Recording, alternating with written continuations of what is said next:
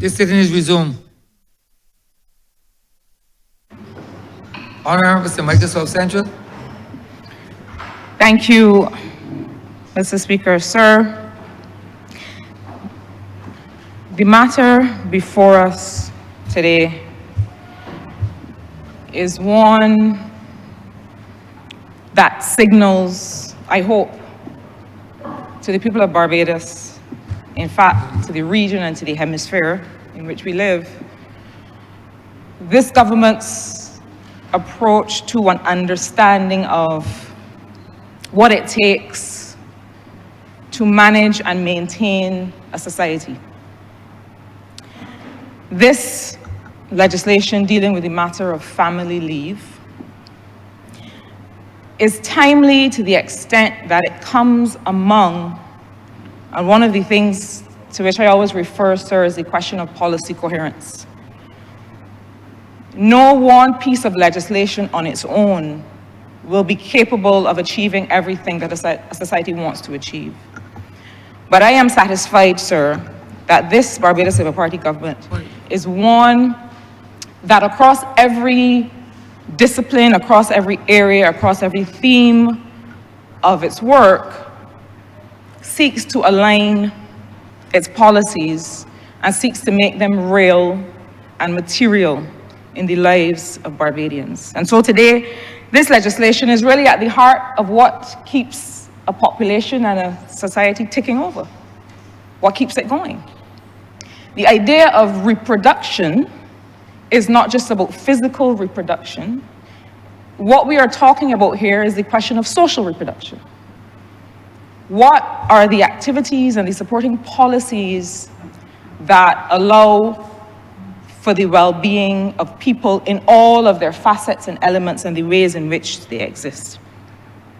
And so I rise to lend my support to this legislation and to say a bit, sir, about the direction in which it goes and also about the range of policy considerations that we have to complete in order to make this legislation real and material, and so that it exists alongside other things that people need in order to improve their well-being.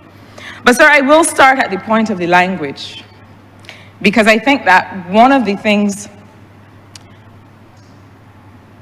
words matter, and one of the things that I am happy to associate myself, with which I'm happy to associate myself when it comes to this government and this Barbados Labour Party administration, is that we are meaningful in what we say.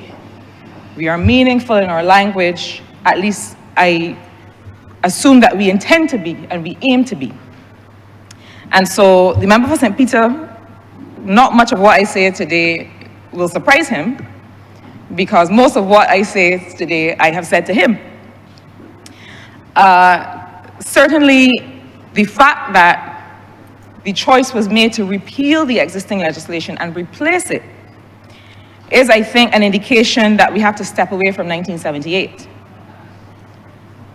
The fact that we had something called an Employment of Women Maternity Leave Act suggests to me that everything that we had to consider with respect to the employment of women could be encapsulated in maternity. So we called the legislation the Employment of Women Act, because all we cared about, it seems at that time, in terms of women being in the workplace, was about their status, whether they were pregnant or non-pregnant. And so already, by rejecting this nomenclature, by setting it aside and saying, listen, employment of women relates to all kinds of things, not just their maternity and not just their reproductive roles. So that's the first indication, I think, that we're moving in the right direction. I would have hoped, though, that we had removed the use of the term confinement, which is a 19th century reference that really describes the experience of going into labor and delivery. And one of the reasons it was called at the time confinement is that at that time, for most of that century, men were excluded from the birthing room. Men were excluded from the birthing room even as medical practitioners. So in fact, men only came to be involved in labor and delivery as medical professionals when somebody decided that it was high science. All along, midwives were doing it, female relatives were doing it, were the ones delivering babies because it was something that, oh, we shouldn't trouble men's sensibilities with this thing. All this baby business is not for men. So even doctors were not involved in delivery. But then somebody decided, you know what? This is important work. So get rid of women from both here. Let's make midwifery secondary to medicine.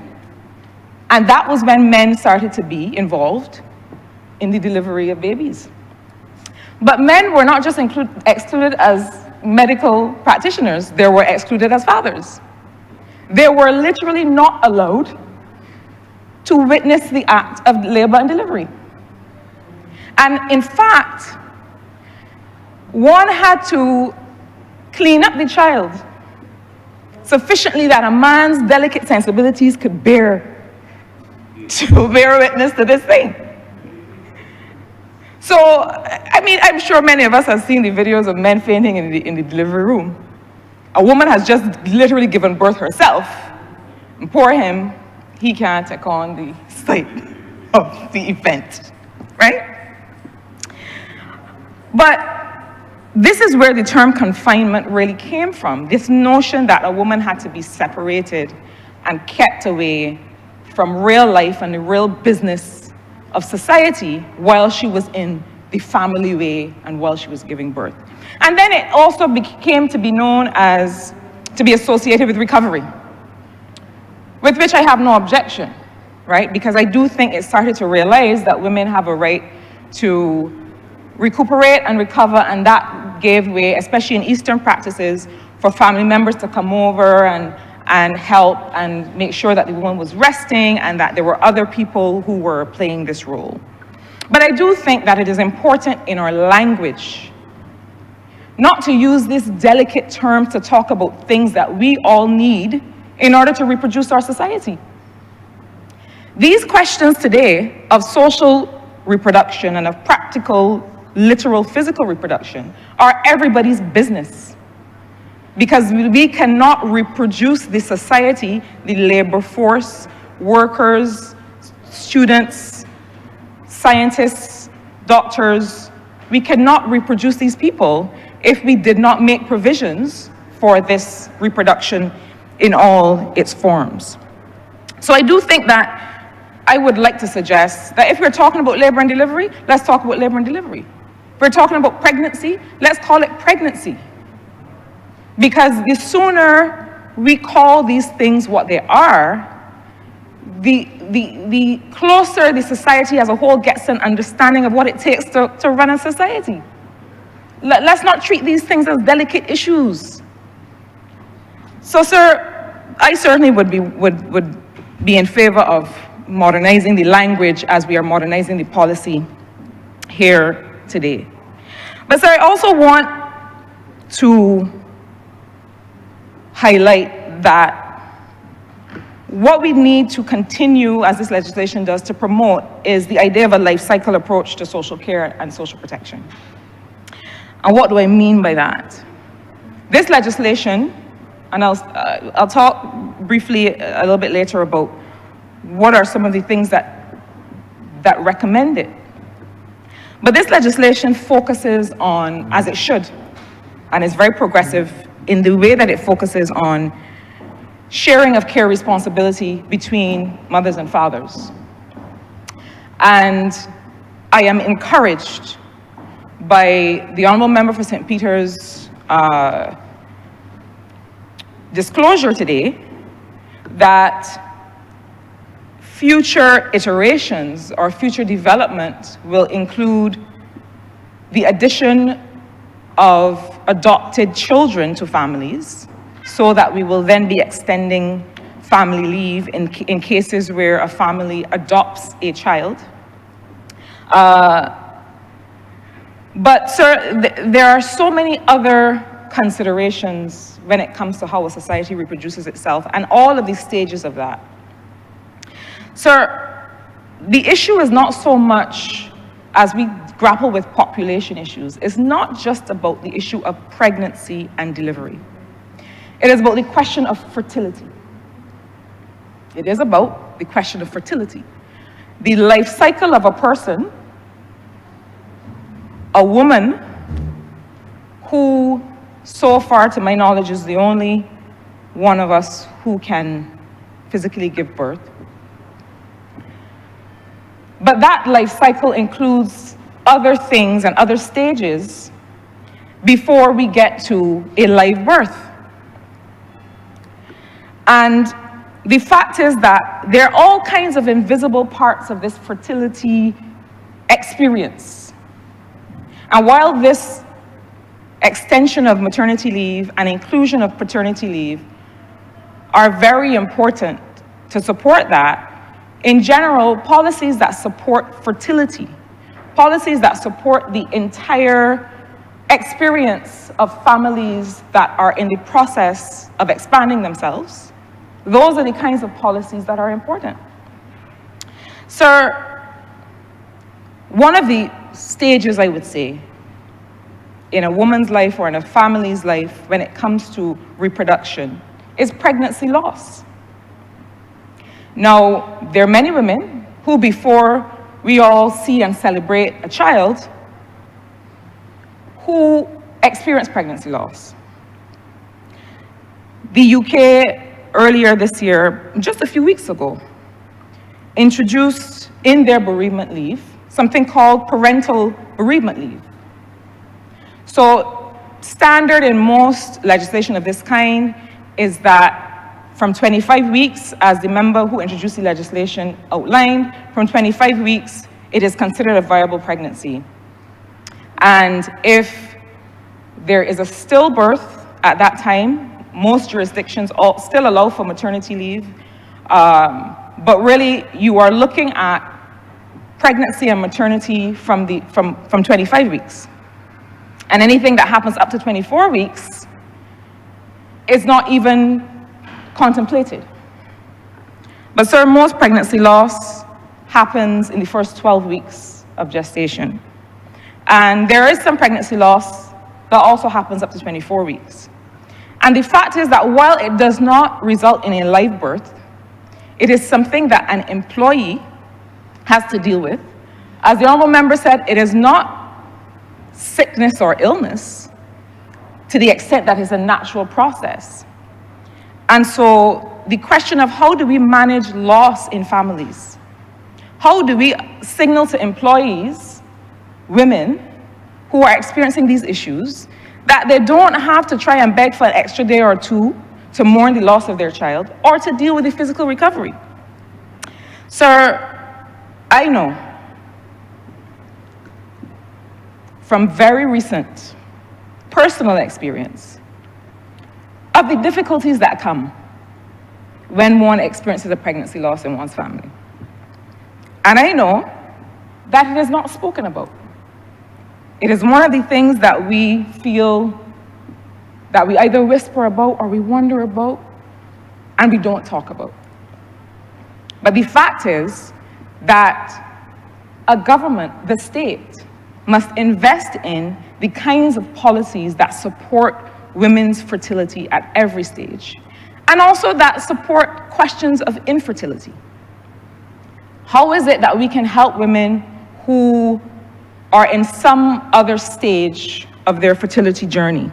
And this is not just about reproduction. This is not just about having a child, but this is about all the ways in which a woman is a woman. The Honourable Member who introduced the legislation talks a lot about things like breastfeeding in the workplace. And how do we make sure that women are supported in these kinds of reproductive activities? So, sir, what I would like to see alongside and along with this kind of legislation is legislation that in an outright way, supports those of us who have experienced the loss of pregnancy and who may be in a fertility journey that really one does not want to discuss or submit documentation to be able to manage. And how do we introduce things like parental bereavement leave and other kinds of leave that help people in that journey? Sir, the legislation also really starts to open up some deeper issues about how we handle family law matters. Now, when it comes to the question of establishing paternity in the legislation, what the bill calls for is signed documentation from the mother stating that this man is the father of the child. Now, this is standard, I think, across our law. There are distinctions between how married people are treated and how others are treated. And so it is assumed that if I am married and I have a child, my married partner is the partner to whom I'm married is the father of the child. As it should rightly be assumed. Honourable, that's a rebuttable presumption in law. That is what we call in law a rebuttable presumption. Yes. Yes, for the... That is what it is called in law. That is correct terminology. And in a case where there is a union other than marriage, then I have to prove certain things with respect to, well, not prove, but I certainly have to claim certain things. There's no assumptions being made, understandably, I suppose, but I still think it bears a second look to see whether this is really a kind of bifurcation of rights that is happening here. But we can come to that. I'm sure we'll get to that in other family law conversations, sir. But the point that I am trying to make here is that this legislation throws up some other considerations. And one of them has to do with the establishment of paternity. How do we as a society treat the establishment of paternity, which is really the legal claim of fatherhood? Now, we've seen, sirs, all kinds of scenarios where paternity is brought into question, and one might suggest that once and for all, there has to be a mechanism for the clear establishment of paternity. So, jurisdictions treat it in different ways. But it is certainly something that, alongside this legislation of this kind, and I'm not at all suggesting that this legislation should deal with that matter, but alongside legislation of this kind, these are the kinds of things that we have to explore. Sir, further to that, we have to do better on decisions related to custody and maintenance and dissolution of marriage. I have seen far, far, far too many scenarios within and outside of marriage, within common law unions, in visiting relationships, where families are not allowed to progress, children are not allowed to know their non-custodial parent because of at the discretion of a single person. These things cannot continue in a progressive Barbados. And often, these things are bound up in the dissolution of a marriage.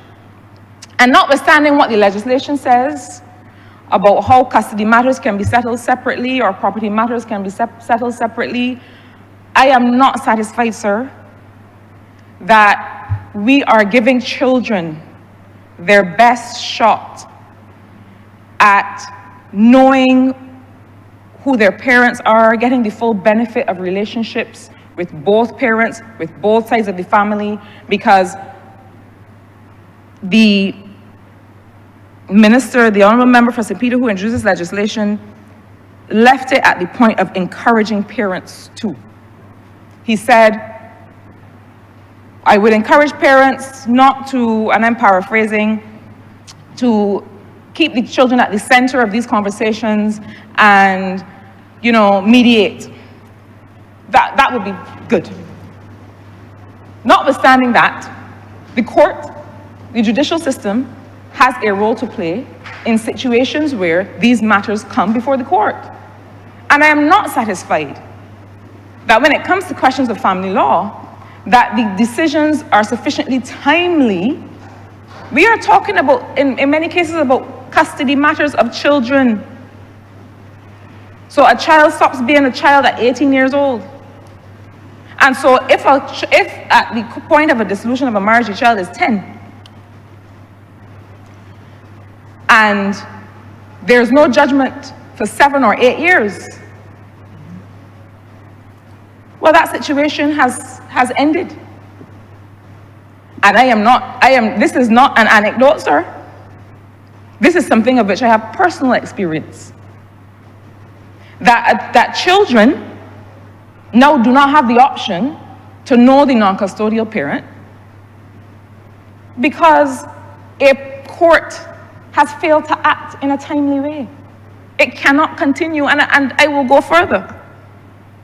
While we focus on criminal matters, while we focus on law reform with respect to criminal matters, I will say this, and the Honourable Member for St. Joseph, the Honourable Attorney General, said it in recent remarks in this honourable place, that there's only so far you can go on the law and order side of things when it comes to addressing crime. We seem to think that family law and how families function is separate from criminal activity and what is happening with criminal behavior in this country. They are not separate. And until we get that right, alongside all of the other measures that are being taken that are necessary, if we do not strengthen the entitlements that children have to be considered and to be included in the way in which the court functions and the family court functions and its efficiency, we are not in anything. Because a lot of what we are trying to solve begins and ends in the home.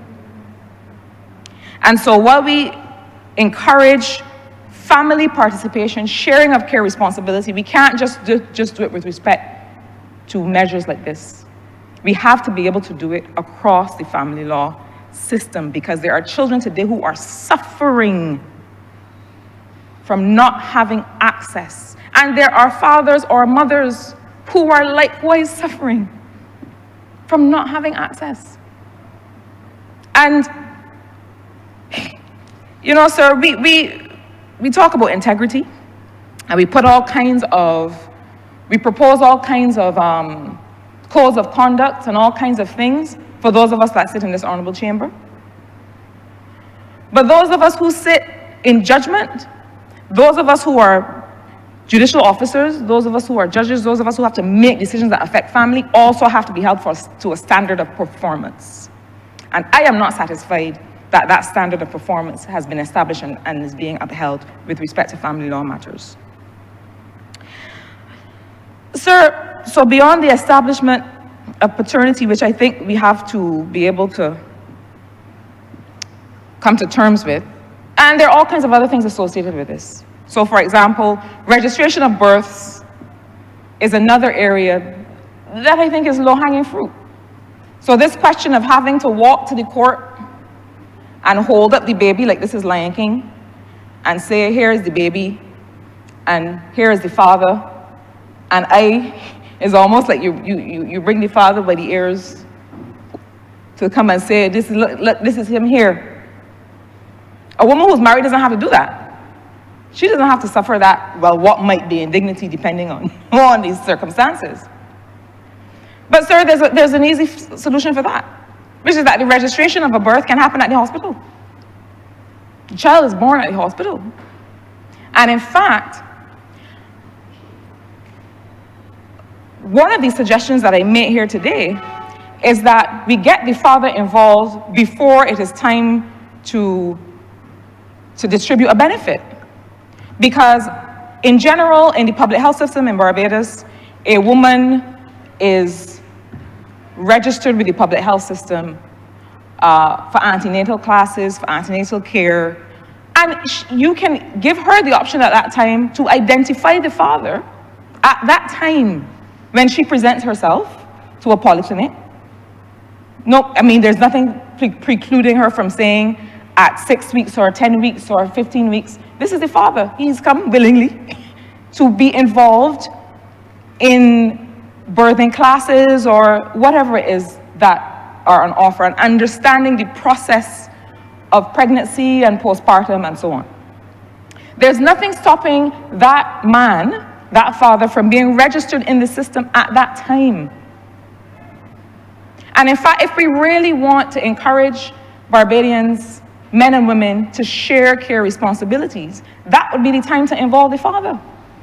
So you say, okay, well, this woman is involved in antenatal care and classes and appointments, register the father then. And then, the birth, when it happens, if it happens, invariably in the public health system, it is happening at the Queen's Elizabeth Hospital. And so everything that you need to be able to register that birth is there. You have the father in the system. I'm not saying that we're going to have 100% uptake from the outset. We might have less than the 50% the honourable member quoted earlier. But at least it is an option. You have the father in the system. The birth certificate is generated. It is literally a certificate of birth. It is certifying that this child has been born here on this day. It happened right there in the hospital. Why would we go anywhere else to register the birth? No, you may need to transmit that information. I'm told no, it will be done by the Electoral and Boundaries Commission. You may now need to transmit that information electronically, securely, from the Queen Elizabeth Hospital on the same platform to the EBC. Then you have your registration of births and deaths. I do not know why we are requiring people to bring a newborn child and a hapless man, which is the way it's presented sometimes, to a court to say yes, and a woman who happens to have a ring on her finger is spared that. So, sir, these issues all hang together. One of the other, I did not hear, and perhaps I may have missed it, it was an expansive and quite thorough and useful presentation, but I did not hear reference to self-employed, the status of the self-employed in this legislation. And I know that the Honourable Member for St. Peter is listening closely and may want in his wrap-up to reiterate, if he has already mentioned, how these benefits affect self-employed individuals. But there's another provision that obtains in some jurisdictions where the spousal maternity benefit of a man then attaches to his partner. So what it means, and I heard the Honourable Leader of the Opposition trying to come to terms with this issue of being employed 12 months.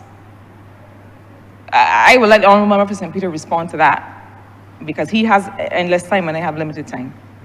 But I heard him grappling with it as if it was some kind of alien idea, when it is that provision exists across all legislation of this nature, with varying thresholds for employment. But I won't speak too deeply to that, no.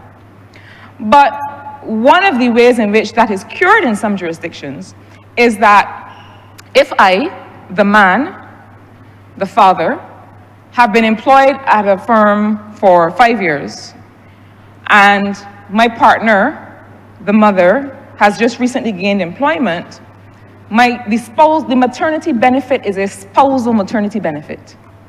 Remember, this is a family leave question. So my partner and I are having a child. And so I am entitled to a maternity benefit for a woman.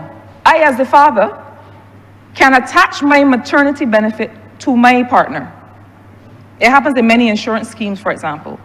And so if I've been employed for 5 years and my partner has just started, the fact is that one of us has been employed for more than the stipulated time.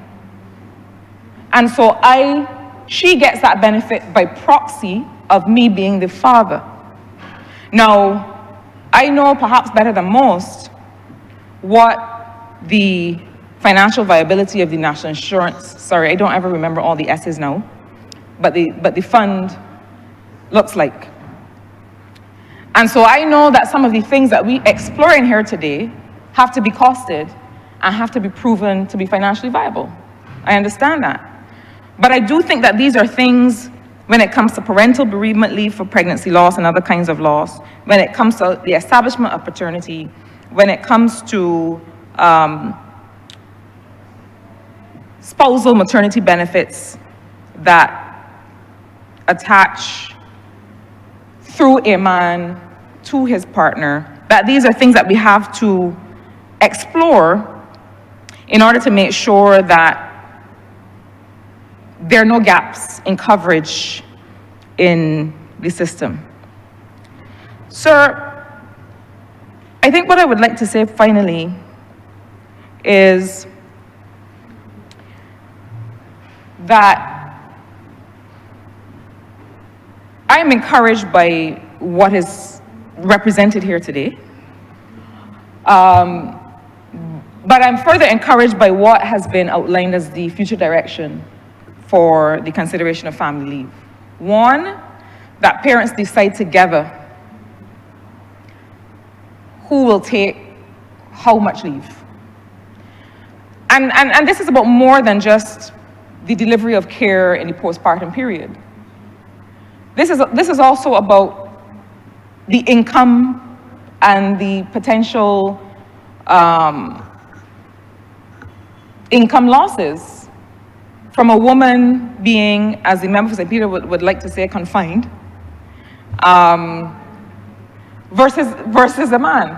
So a couple may wish to be able to make a choice about who goes back to work earlier, because if I am earning at a higher level as the mother, then, buddy, you can stay home because I have money to make.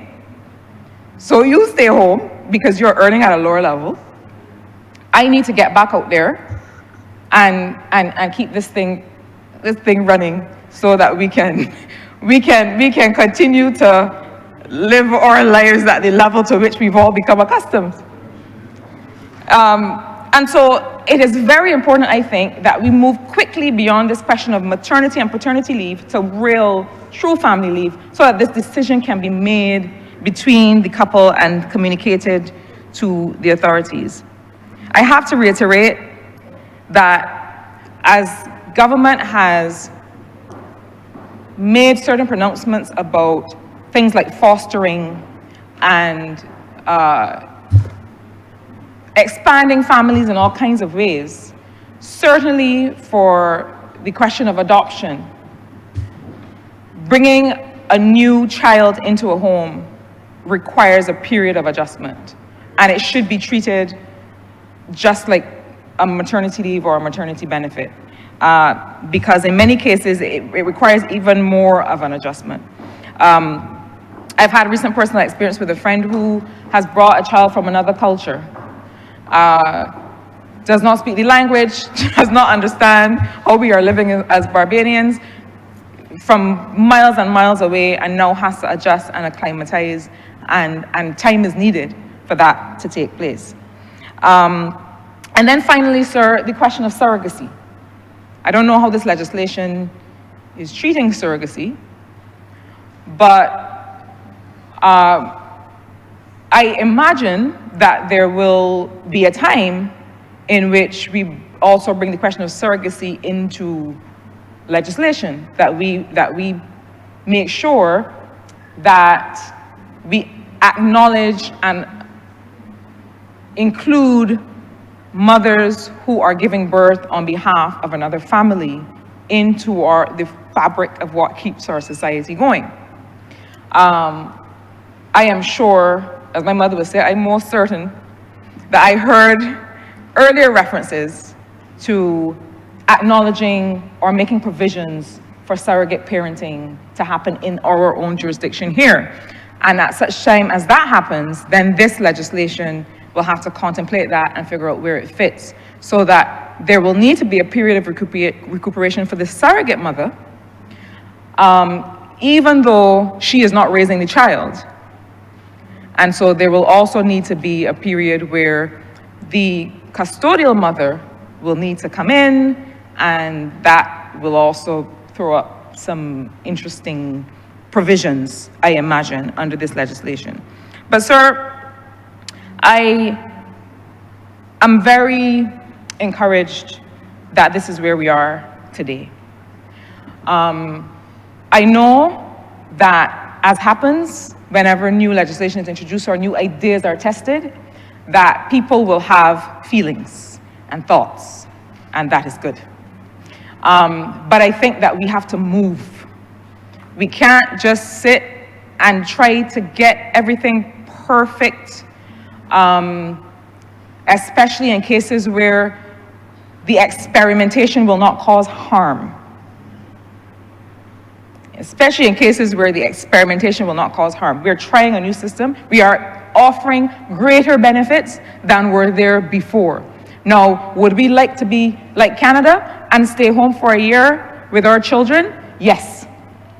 But we cannot afford that at the moment. And arguably, perhaps Canada cannot either.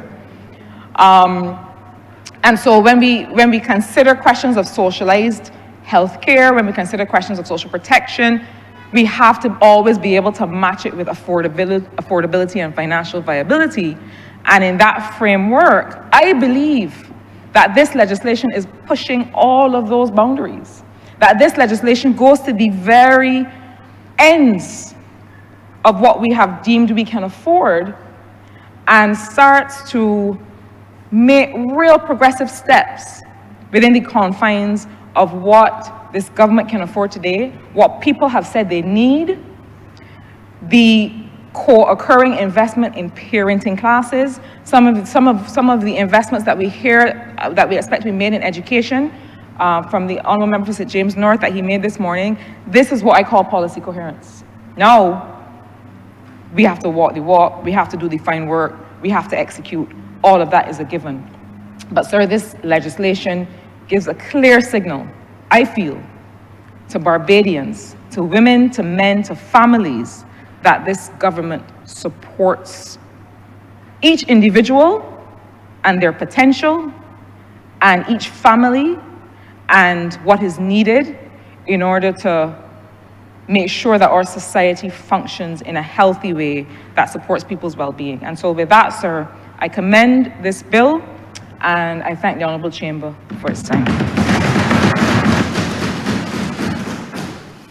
Honourable Member for St. George North. Thank you, Mr. Speaker.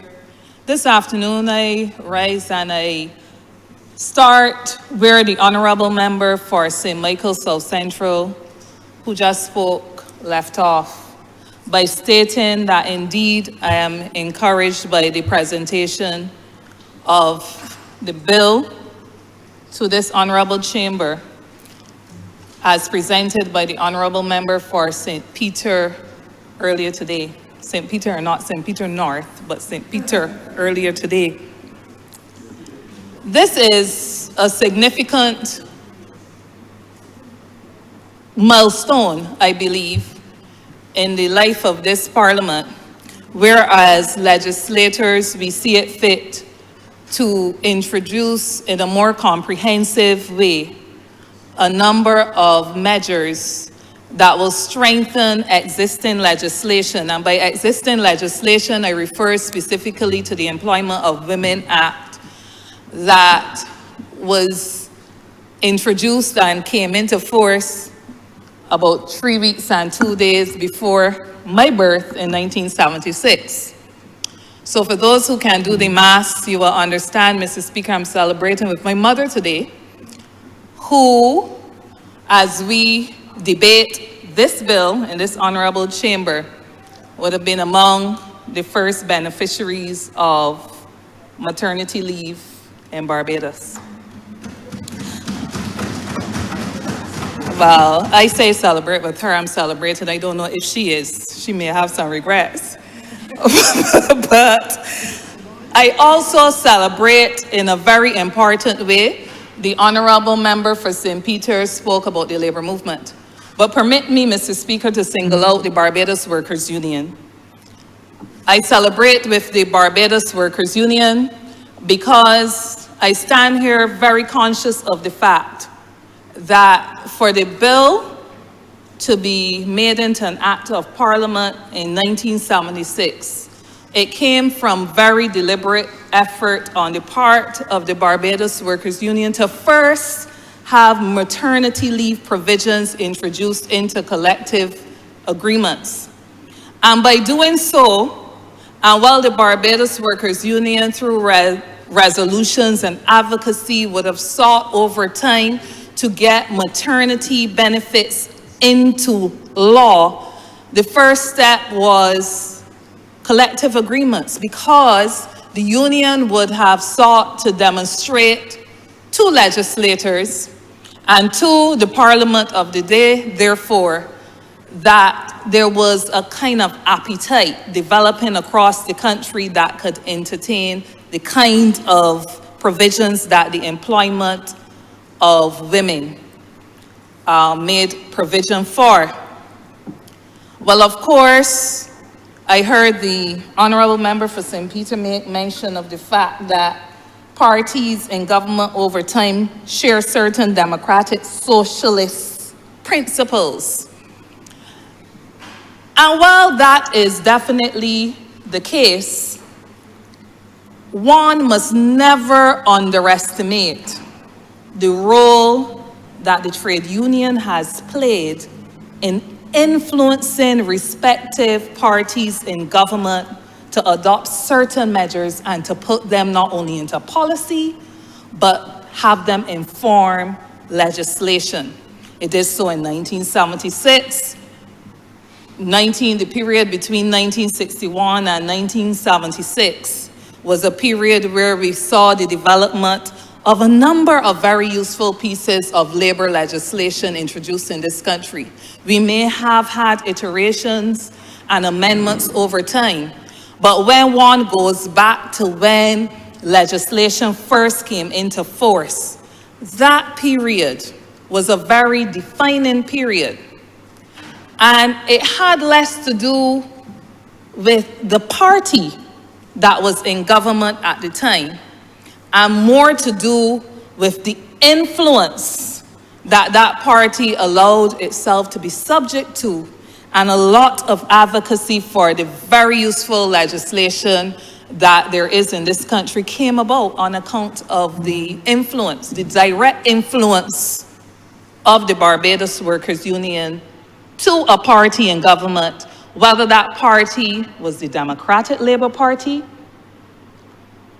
or whether that party is, as it currently is today, the Barbados Labour Party. So I celebrate with the Barbados Workers Union, and I take us back there because recognizing that that particular approach to whet the appetites and to sensitize the public and the world of work, or the space of work in Barbados, as to the importance of making provisions for the employment of women through maternity leave legislation.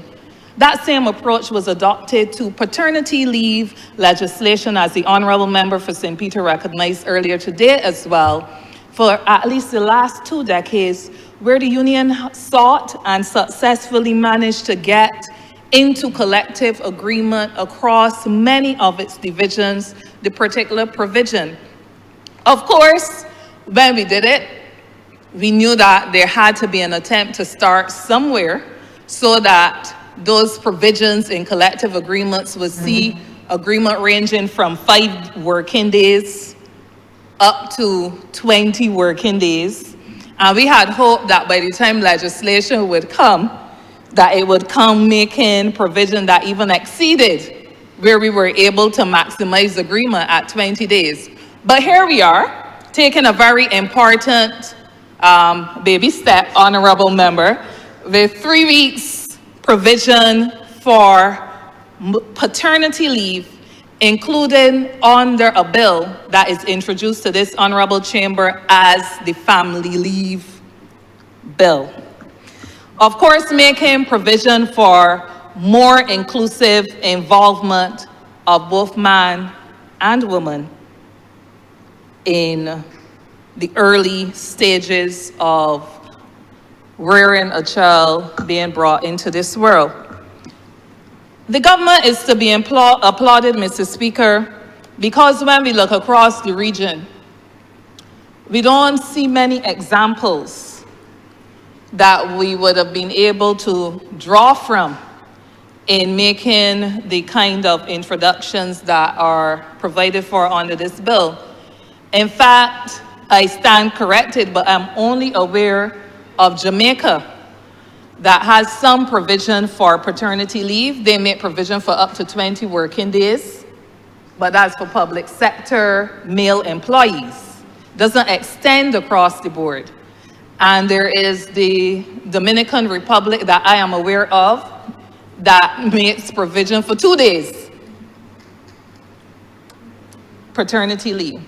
So that if this legislation is to pass in this House and the other House, which I certainly hope and trust and have every belief that it will, it means that Barbados would be again leading in the region in a very important way by signaling its intent to have men be a part of a child's life in a significant way. And I don't say that, Mr. Speaker, in a way for us to tap ourselves on the back, although we should, and applaud ourselves and stay there, because I'm very well aware, as the honorable member who just spoke made mention of, that there are places like Canada, where I studied, that have the provision for 1 year.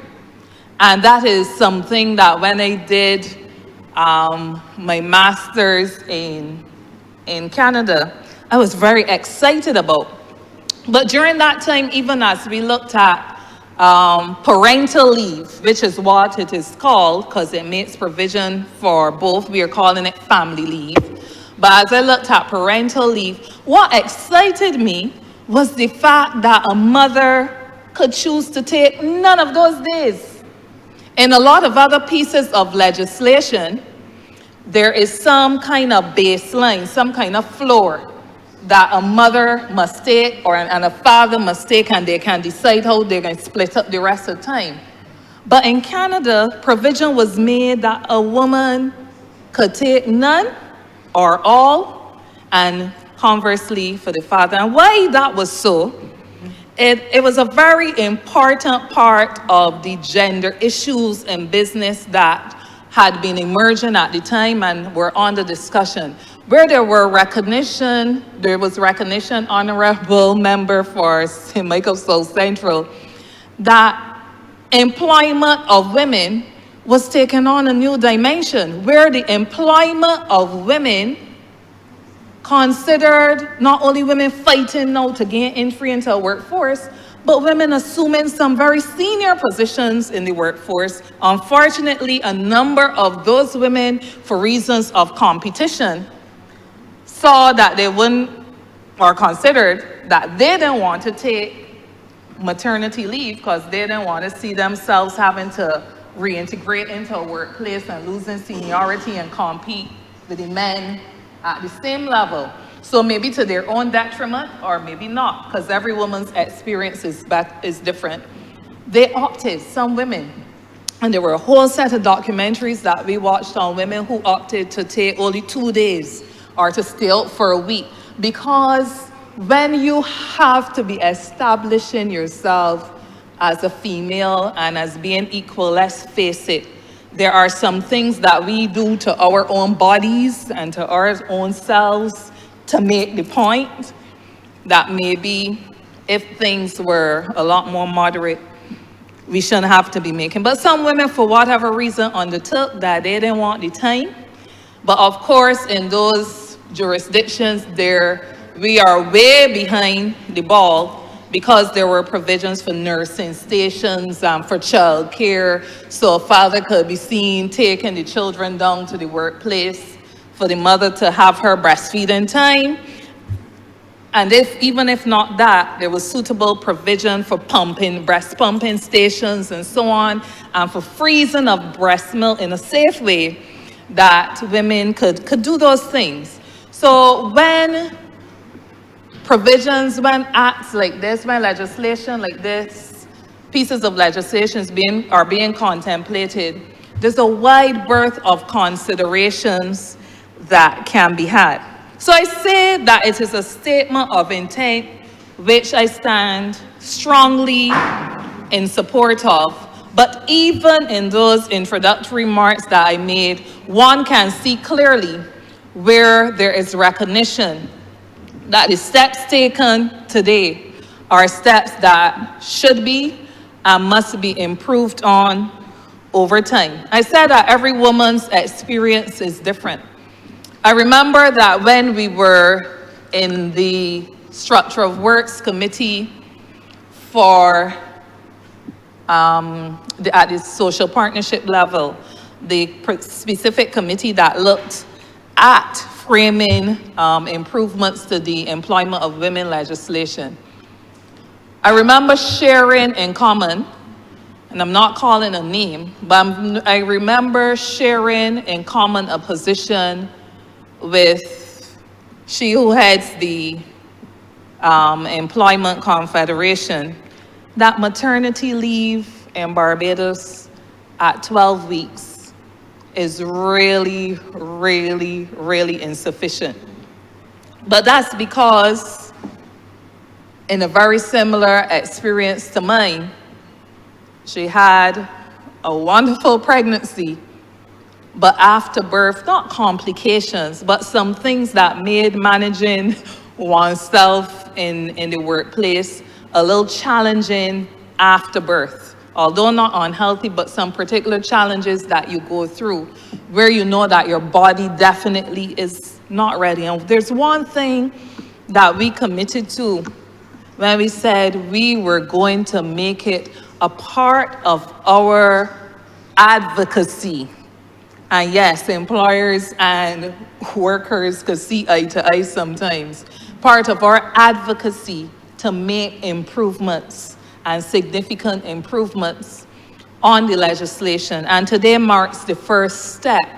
And I do believe that we will continue because we recognize that given the varied experiences of women, that there is more that needs to be done. I have some challenges with some aspects of the legislation and would wish to see, and I had the opportunity to comment on these before the legislation was brought here before the Parliament. But there's some things that at a particular time, for different reasons, we concede to agree to disagree on without being disagreeable. Nevertheless, there are some aspects that I still think there needs to be swift and further clarification on. One of those relates to Section 5, where I believe it is at 5.2.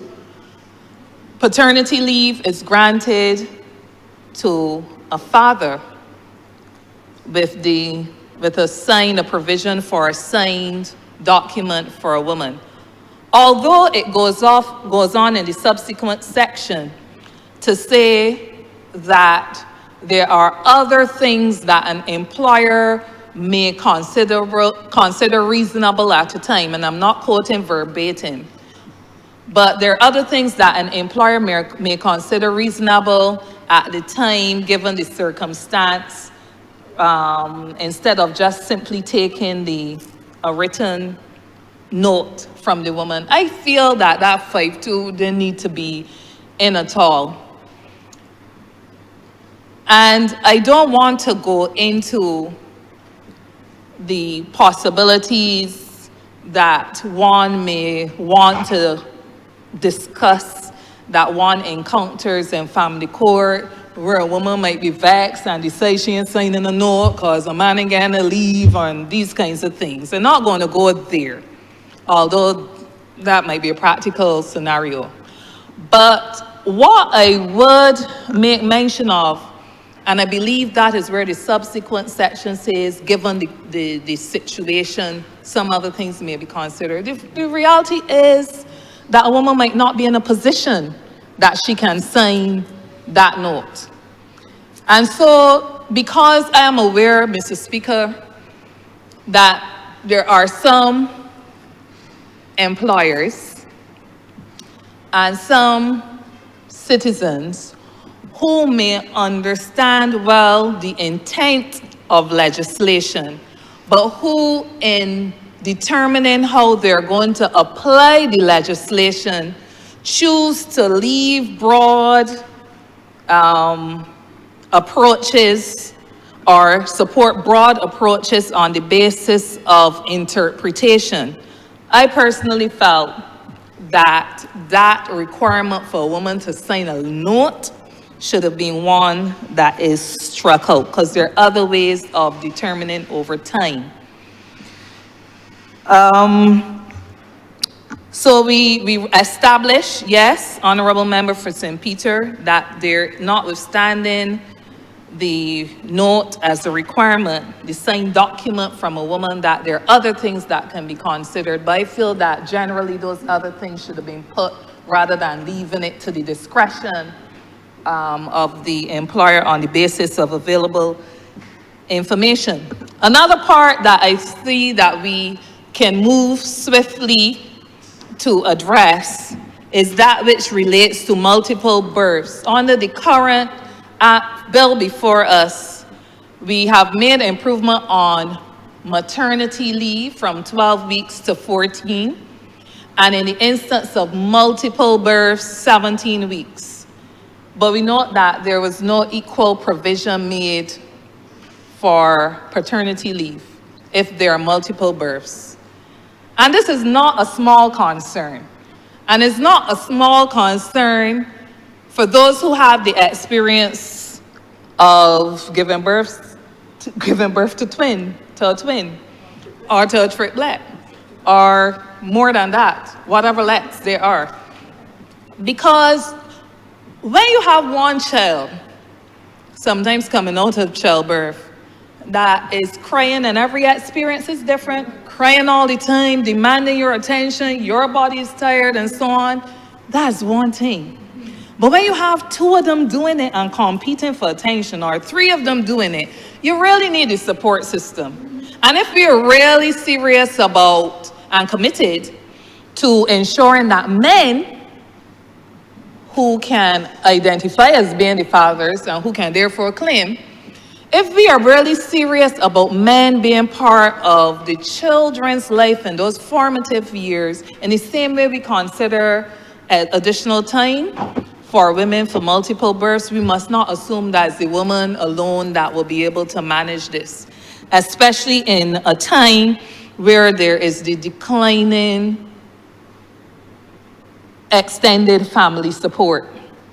And so a lot of responsibility falls on mother and father in this situation. So I think that that's another area that can be looked on in when as we look to improve the soon-to-be passed act. I also think, Mr. Speaker, that the legislation could have gone a bit further in making provision for paternity leave to be deferred in instances where a child is ill. Under the current legislation, or with the current legislation in place when it comes into force, a father can take vacation, he can take paternity leave with 2 weeks taken during the first 3 months and the additional week taken at least in the next 3 months. So up to 6 months, you have to take this leave.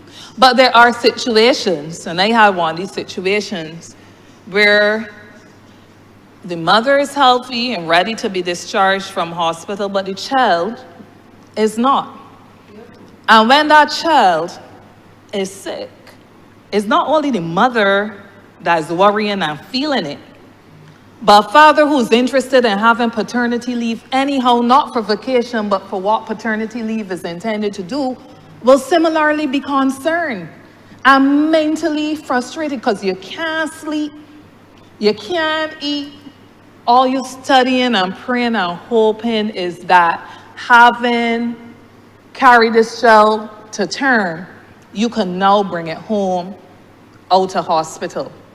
And those are realities. So you will find that that man going in the workplace, and if he ain't got no vacation days left, or even if he has to take vacation, has to opt now to ensure or to convince an employer to give him time, because some of these situations aren't always planned for. Sometimes emergency births take place, and there are all those considerations. But he now has to go into a workplace and try to function and studying what's going on at the hospital. And even if the woman is discharged, I didn't leave because I told the doctors we came here as a package and we leaving as one. So I was in a paid ward, fortunately. And whenever she was ready to leave, I would be ready to leave. But imagine a man that has to be considering what's going on with his child in an incubator and what's going on with mental headspace that woman in, because he knows how he left her the morning going to work and so on. So I think that there is some amount of consideration if we recognize that men want to be involved and are involved, and we want to encourage them to be involved in the early stages as well for extended provision in these kinds of circumstances. Now, I am not going to stand here and debate the 12-month provision that also existed as a requirement that needed to be satisfied before leave could be claimed for women, even on the maternity leave, from as far back as July 1976, passed under a Democratic Labour Party and government. I'm not going to debate that because I may have a view and I may have a wish that I would like to see that qualifying period being less. But when one is tasked with the responsibility of governing, there are a number of different considerations that have to be made beyond what one wants to see or would prefer to see. And one of those issues in the last 3 years, this country had to consider in a very serious way, and that's the sustainability of the National Insurance Fund. So if you cut a requirement because you recognize that there are certain people who may be disadvantaged and find themselves outside of that 12-month requirement, specifically those who have not been in stable employment, people who go from job to job to job, and there are a number of those people who won't find themselves for 12 months necessarily with one employer. Or there are those people who are new to the workforce, who come into the workforce at 20, 19, whatever, they get pregnant, a woman gets pregnant and so on, might not be able to meet that 12-month threshold. And of course, there is the troublesome issue of people who are in precarious employment, who are not in formal employment, who are in contract employment. And some of these people employed by government and in contract employment, who would not therefore, if they are not paying NIS, qualify, still find themselves on the outside. So there are a whole range of issues when we look at qualification that must be considered. And I can come back to that, but as a segue, it is why, Mr. Speaker, even where government finds it necessary to have people employed on contract terms, because while trade unionists don't like to hear short-term contracts at all, they would like it abolished. But we recognize that there are instances where short-time employment, contract employment could make sense. But one of the things that we would like to see, or we should like to see, for those of us who are considered with the sustainability of the NISS, Mr. Speaker, is that even where contracts are enforced, there should be some requirement.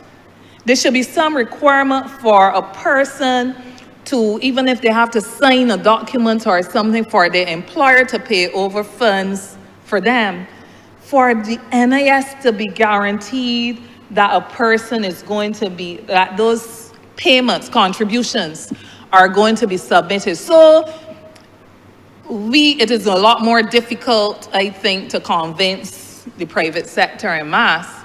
But I would like to be a part of a government, Mr. Speaker, that sees where contract employment or workers are engaged on a contract level, that there is some agreement between that person and the government as employer to take those contributions out. It's for the person's well-being, and it is also in the interest of all of us for the sustainability of the fund, and it is easy to do. In the same way you got to sign off on different things for your contract, you could sign off on that provision.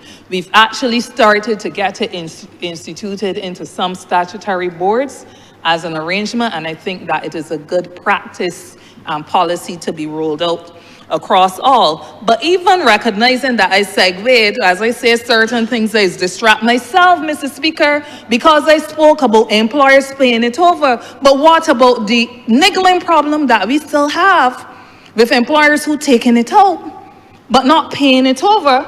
And the NISS has to find some way not to disadvantage a person. So when we examine bills like these, it opens our eyes and it opens up our memories to a number of the very troubling issues that must be confronted if legislation, as it is intended, while it is framed, is to hand down the benefit that it intends to the people who need it most. But before I distracted myself, I was speaking about the sustainability of the fund and the 12-month eligibility. And if we try to open up wider than 12 months to ensure that we can incorporate more people into the net to benefit from both paternity and maternity leave, which is the subject of today, Mr. Speaker, we could very well be opening up a discussion about how much more contributions must be increased to make accommodation for these things.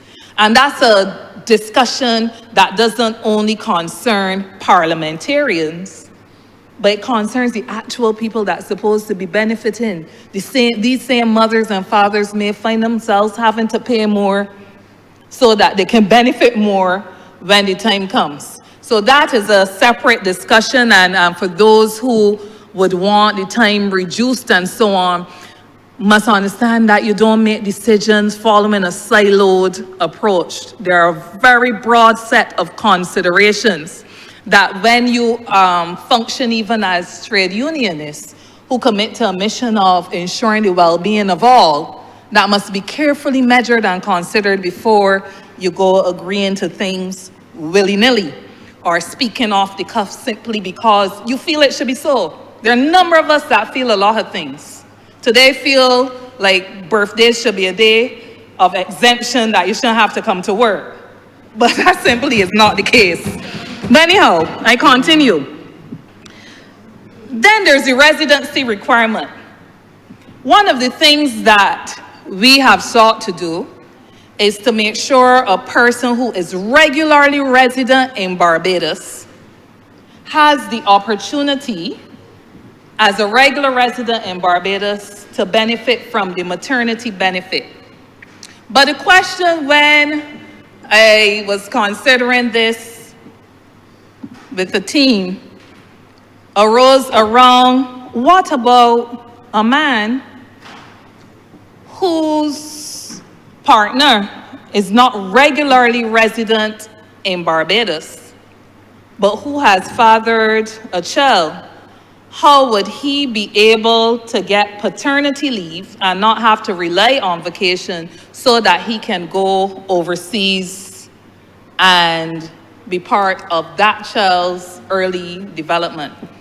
And I wonder, therefore, recognizing that there may be gaps not in the legislation, but in our own understanding, if the Honourable Member for St. Peter in his wrap-up could address that, whether it is something that is there, provision is there, and if the provision is not there, we hope that it will be something that is worthy of good consideration, because the aim of the legislation seeks in a very comprehensive manner to offer both mother and father the opportunity to be as involved as they can be in those very early days following the child's birth. So we have we have provisions, in the bill before us for paternity leave to be extended by 3 weeks in the case of the death of the mother. And we hope that this provision will not be one that has to be considered for many men, but things happen. One of the things that I think we could make progress on and show some progressive attitude towards, recognizing that a mother is entitled, when this bill passes, to 14 weeks and 17 weeks for multiple births, if instead of just considering 3 weeks additional, there's some further consideration for the father, if he's still alive and known and involved, to have the full extent of the maternity benefit that the mother would have had. Because the 14 weeks isn't only for breastfeeding and body recovering and so on. It's not natural. We've heard, or let me put it this way, it's more natural for a woman to be involved in early child care and so on. But if a mother is absent, that's all the more reason that a father needs more time, because he now has to adjust to figuring out that role in the absence of a mother. And he has to be now the primary person involved in that child's life in many cases, and in an increasing number of cases. You want to remind me it's your birthday? You have 2 more minutes. Thank you. So I'm wrapping up, Mr. Speaker. Those are the kind of things that I think that would give a lot more meaning to the family leave bill before us. And certainly as we move towards not thinking that we have arrived, but as we go into further discussions to see how we can make parental leave a reality in this country, I think that these are very useful considerations that can form a body of considerations for progression. And I think that they won't come, many of them, at too high a cost. So, Mr. Speaker, as I conclude, I do support the call from the member, the Honourable Member from St. Michael's South Central as well, for adoption leave. And I am aware that the same trade union that advocated effectively for maternity leave and now paternity leave to be included, the Barbados Workers Union, has started the process of rolling out in some of our agreements, getting into some of our agreement frame, and I congratulate the first 5 employers that we have for agreeing with us on the importance of adoption leave. And I hope that it wouldn't be too long before very good consideration is made for expanding parental leave to include what now are not even unique situations, but situations that are very commonplace in our society. So, Mr. Speaker, with these few words, I thank you for entertaining a birthday girl, and I'm obliged. Honourable Member for St. Michael's South. Thank you very much, Mr. Speaker, sir. I rise to support the bill that is before this House, Mr. Speaker, sir. Before I do, though, I feel inclined to take the Parliament where my mind has taken me in relation to my colleague, the Honourable Member for St. Peter, and a lot of the work that he has brought to this Parliament will go down perhaps as the most transformative pieces of legislation and policies and other work that has ever been done by a Ministry of Labour in this country. And, Mr. Speaker, the Ministry of Labour is not the kind of ministry that is known to be a sexy, permit me to say, ministry. You don't see the works on the road. You don't build houses in the Ministry of Labour. You don't give social care benefits in the Ministry of Labour. But it has shown itself to be one of the most important ministries. And Mr. Speaker, sir, I was remarking to the Honourable Member for St. Peter that in pieces of his legislation, and we went over a few, including the National Insurance and Social Security Act, including the bill that spoke to discrimination and employment, the employment bill, sir, the minimum wage legislation, the labour clauses bill, sir, just pieces of legislation, all of which I think are transformative pieces of legislation. And the member who spoke before me, I'm sure she would be very satisfied with a lot of the work that came out of the Ministry of Labour. I commend the Minister, I commend the Minister, I commend the team, sir, for the brilliant work that has come out of that ministry. And this, sir, is a continuation of that work. Mr. Speaker, sir, I always, sir, must remind myself that for those of us who have the privilege to be here, we do so, sir, for 50, 60 years to come. And that there are going to be generations that will look back on this Parliament, sir, and ask us if we wasted our time while we were here. I have the responsibility for family now, Mr. Speaker, sir, in this ministry, but of course there are many ministries that address issues pertaining to family. And we would accept, sir, that there is no society that can consider itself strong where the families are not being able to hold themselves together. I say so as a starting point only, Mr. Speaker, because in preparing the Social Empowerment Agency, one of the conversations that has left me most scarred, and perhaps has been most instructive, is that the persons for whom we were trying to build an effective social service system felt that the word family and that family in all of its manifestations did not pass on the things that we think a family should. And in fact, family was the instrument of the most hurt and the most pain. And that we must be deliberate, sir, we must be unrelenting, and we must be determined to help rebuild families in Barbados, Mr. Speaker, sir. And I locate this bill in that fight. The fight that we must all make, sir, to be able to rebuild families in this country, Mr. Speaker. So when families are strong, our children are strong. And when our children are strong, sir, our nation is strong, sir. We know that a child that is raised in a family setting, sir, that is secure, would be more confident. Sir, when the family is fractured, when care is inconsistent, those effects ripple throughout, sir. And that when a father is present, sir, from the time a child sheds a tear at night, sir, or worse yet, the manifestations that we are seeing now on our streets, sir, with guns, when a father is present, sir, we get to help shape that, sir, in a positive way. I commend the bill, Mr. Speaker, sir, because I see it in that light and in that context, sir. It's about giving families the space, the security, and the protection that they need, sir, to be able to do that most critical work at a most critical time in a child's life, Mr. Speaker, sir. I think this speaks to the heart of our country.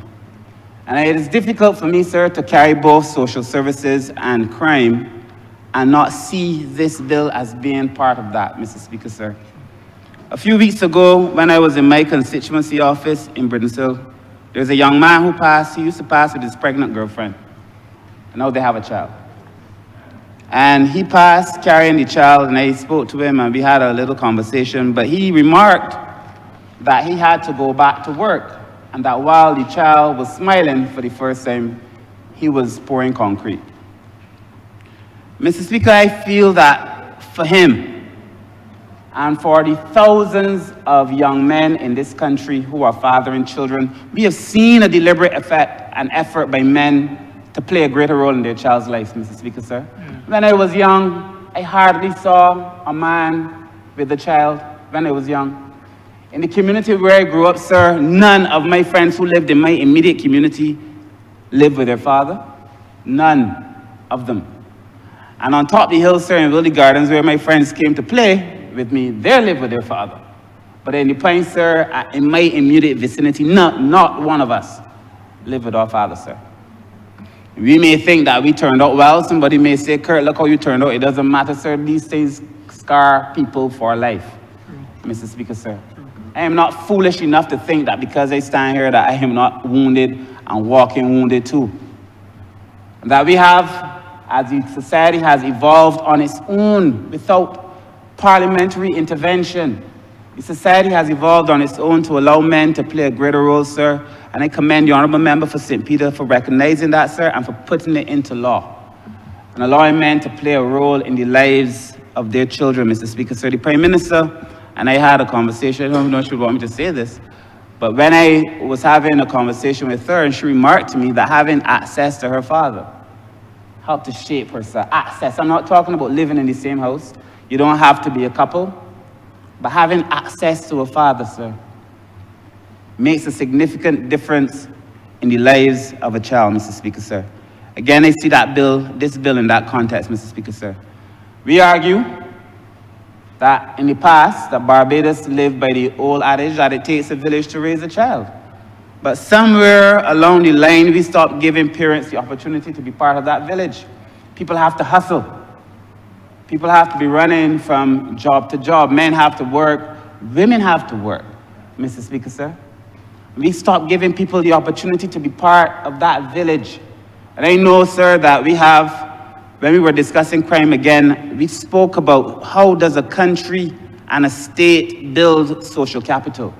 Recognizing that the institutions that we trusted, the church, the family, the school, all those institutions have become weaker somehow over time. What role must the state now play to be able to fill that gap if we are able to survive as a country? And by putting this in place, sir, we are strengthening and creating that social capital that allows the state to be involved, sir, in doing what has no longer been an organic thing in relation to being able to learn values and ways of behavior through our institutions, Mr. Speaker, sir. I see this bill as a return to ourselves, as a return to that which is entirely and distinctly Barbadians. Mr. Speaker, sir, anyone who deals with children, and I always, when I get to these points, I have no choice but to laugh because I feel that as long as you are in this chair, when I speak about children, I feel as if I'm speaking to my teacher. Because you've been in this role much longer than me, having had the job at the child care board that I took immediately after you, and as a social worker dealing with children. So I speak to you, sir, but through you to Barbados and to the Parliament. Do you know, Mr. Speaker, sir, that a child who has the opportunity to be raised, and when I say a stable household, I'm not lashing on to the old conventional things that a man and a woman must be living in a big house with a white fence, but getting along, at least. The opportunity to live in a household or to live in a loving household where the child feels love, sir, it has implications throughout. And let us be clear, if you are not present, you cannot extend love, but love does not extend itself, sir, beyond and overseas if you've never had a relationship with a child. When I asked, sir, for men, and I did it a few years ago in this place, for men to either play a greater role or in some cases to be allowed to play a greater role, it's because, sir, I knew and I know what this country needs, Mr. Speaker, sir. And we need, considering our dwindling population, sir, you heard from the Honourable Minister of Education how children are falling and falling, the numbers are falling, sir. And the ones that are left, sir, we have to do everything to safeguard them. That is what the Child Protection Bill was. That is what the Child Justice Bill that the Honourable Minister responsible for Home Affairs brought to this House, sir. That is what that was, Mr. Speaker, sir. I see this bill only in that context. So, and I could get into what we know of health and how a child that is raised, sir, where parents care about that child, sir, is less likely to have health complications. Check any study from the World Health Organization, sir, and how they link parental presence to what occurs, especially in the early days of a child. Alone, I think it was the honorable member for St. Michael South Central who spoke about breastfeeding. Sir, you encourage a mother to breastfeed, sir. We encourage it as a government. Sir, permit me to say, Dr. Bernard, who's been leading a lot of work in breastfeeding, sir, we know that this is important and that helps the child, sir. It reduces obesity in later years, sir. If a parent is present, sir, and you know, when I say present, I don't just mean physically, because there's some households where two people live in the house and that one of them ain't present at all. You know, I was playing my 5-year-old the other day, sir, but she was playing with me. If I'm being honest, I was distracted. And then she looked at me with such sad and she said, "Daddy, put down the phone." I had not even realized, even as I'm here lecturing people, pretending, sir, to be engaged, sir, but I also had things to finish. So I talking and I on my phone talking to my PS. Mrs. Speaker, sir, she said, "Daddy, put down the phone." I felt so terrible the way she looked at me, Mrs. Speaker, sir. I am already guilty because most of us, people don't appreciate what we do, but most of us don't get to spend time with our children, Mrs. Speaker, sir. We spend so much time doing other things, we hardly get time to spend with our family. Mr. Speaker, sir. Mr. Speaker, sir, there are many health benefits. I won't get into all of them, Mr. Speaker, sir. But we also know that the life chances are better. We know that the chance that family will fall into poverty, sir, is lower. We also know that the probability that child will start using illegal substances is also lower. The benefits, Mr. Speaker, sir. I'm talking about where that relationship is a healthy one. We know, sir, that you're less likely to find yourself in the justice system where a male is present in the household, or where a male is present in the child's life, more accurately, Mr. Speaker, sir.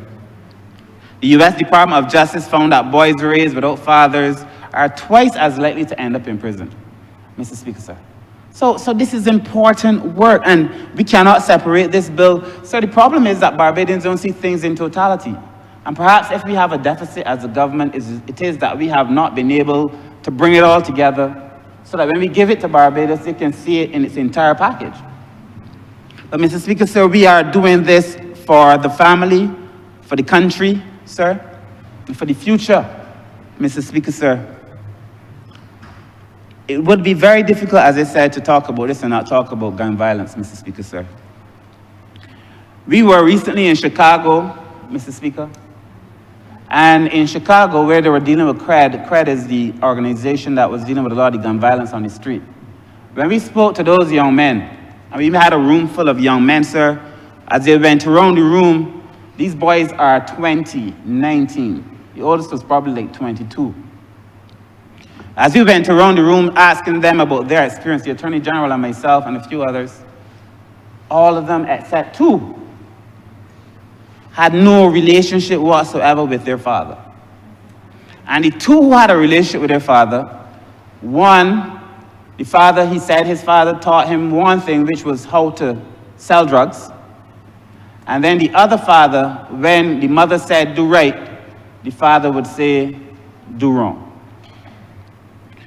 So that the absence of a father is detrimental. But the presence of a misleading father is also detrimental. And I say that because I know that we are going to have to work, and the country doesn't want to hear it all the time. But we are going to have to work with these same young men, sir, who are on the street. Because if I am trying to help the children, but the fathers of these children, when the mother, in that case, is saying go right, the fathers are saying go wrong, Mr. Speaker, sir, who do you think they're listening to? We have to make sure, sir, that even if we lose those men, that we can help them to keep their children safe, Mr. Speaker. That's the conversation that this country must become mature enough to have, Mr. Speaker. I fear that if we leave these children alone, sir, as I said, a father's absence is detrimental, but the presence of a father who is misleading the children is even more detrimental. And that we have to work with those fathers, sir, to make sure that when the children come into this world, they didn't ask to be here, that we can give them the best of what Barbados has to offer, Mr. Speaker, sir. And that we have too many families that are trying to survive, sir, with one parent, stretched You know, at back to school time, you walk around this parliament, sir, you know, at back to school time, 90% of the people who come to see us or more are women. It's the women, Mr. Speaker. They come, when back to school time comes, it's the parents. The child has two parents, but it's normally the woman who's showing up asking for support. We have to do a lot of work in that space, Mr. Speaker, sir. I'm happy to see that men are stepping up. I'm thrilled to know that the state is making it easier for them to have access for leave, sir. But that I believe you also have to say to men, you know, you have a responsibility to yourself, to your family, to your children, and to this country, Mr. Speaker, sir. Back to school time is almost a woman time. Graduation time, you look into the audience, the vast majority of the parents who are there are also the women, Mr. Speaker. It's a fact. I mean, you look into the audience, you know, I commend the men when I see them, because I know that when a man is present in a supportive, positive way, that makes a lot of difference to the child, Mr. Speaker, sir. And it's in that context, again, that I would want to be able to speak on this, Mr. Speaker, sir. We cannot wait till a child is 14 years old to try to break it and break the trauma. This bill allows the parent to be there before the child is even 14 days old, the father. And to me, sir, this is going to be something that's going to give Barbados benefit for a long, long, long time to come. I don't believe, sir, that the Honourable Member for St. Peter gets his flowers enough. And I don't need to praise him. I suspect, I heard the Honourable Leader of the Opposition say that you pat yourself on the back. This is not about patting ourselves on the back. This is necessary work. And the truth is that a lot of these social things that we've done, a lot of the work that we have done, sir, in the social sector space, sir, is necessary work that was not done. It is remarkable to me that the opposition still tries to claim advantage on social issues, that they throw their minds back to a time of Earl Barrow, no matter what time or what we are debating, Mr. Speaker, sir, but what has been brought to this House through the Honourable Member for St. Peter is transformative, Mr. Speaker, sir. And it is going to be to the benefit of Barbados for a long, long, long time. Sir, I had examples, you know, he liked to speak about Norway. I had examples from Norway, sir, from Japan. A lot of work to show that this will make a big difference in the lives of children. Mr. Speaker, sir, I will not even get into all of that. On the bill itself, Mr. Speaker, sir, I see this bill on 3 pillars. Firstly, Mr. Speaker, sir, I see it as protecting families. Because this bill is not only about introducing paternity leave, it is also about strengthening the maternity protections, Mr. Speaker. And I am very glad because, like most of us in this place, sir, I was raised by a very strong woman. My father visited. I love him dearly, but at the end of the day, my mother raised me. And Mr. Speaker, sir, I am happy to see that this bill, sir, does things for women, Mr. Speaker, sir. Allows them a greater bit of leave, Mr. Speaker, sir. We know that they carry a lot of work. So 12 weeks we've always felt was not enough, Mr. Speaker, sir. And I'm happy to see that we've corrected it. You know, if we have gone from 12 to 15, some people would say you need to do 17.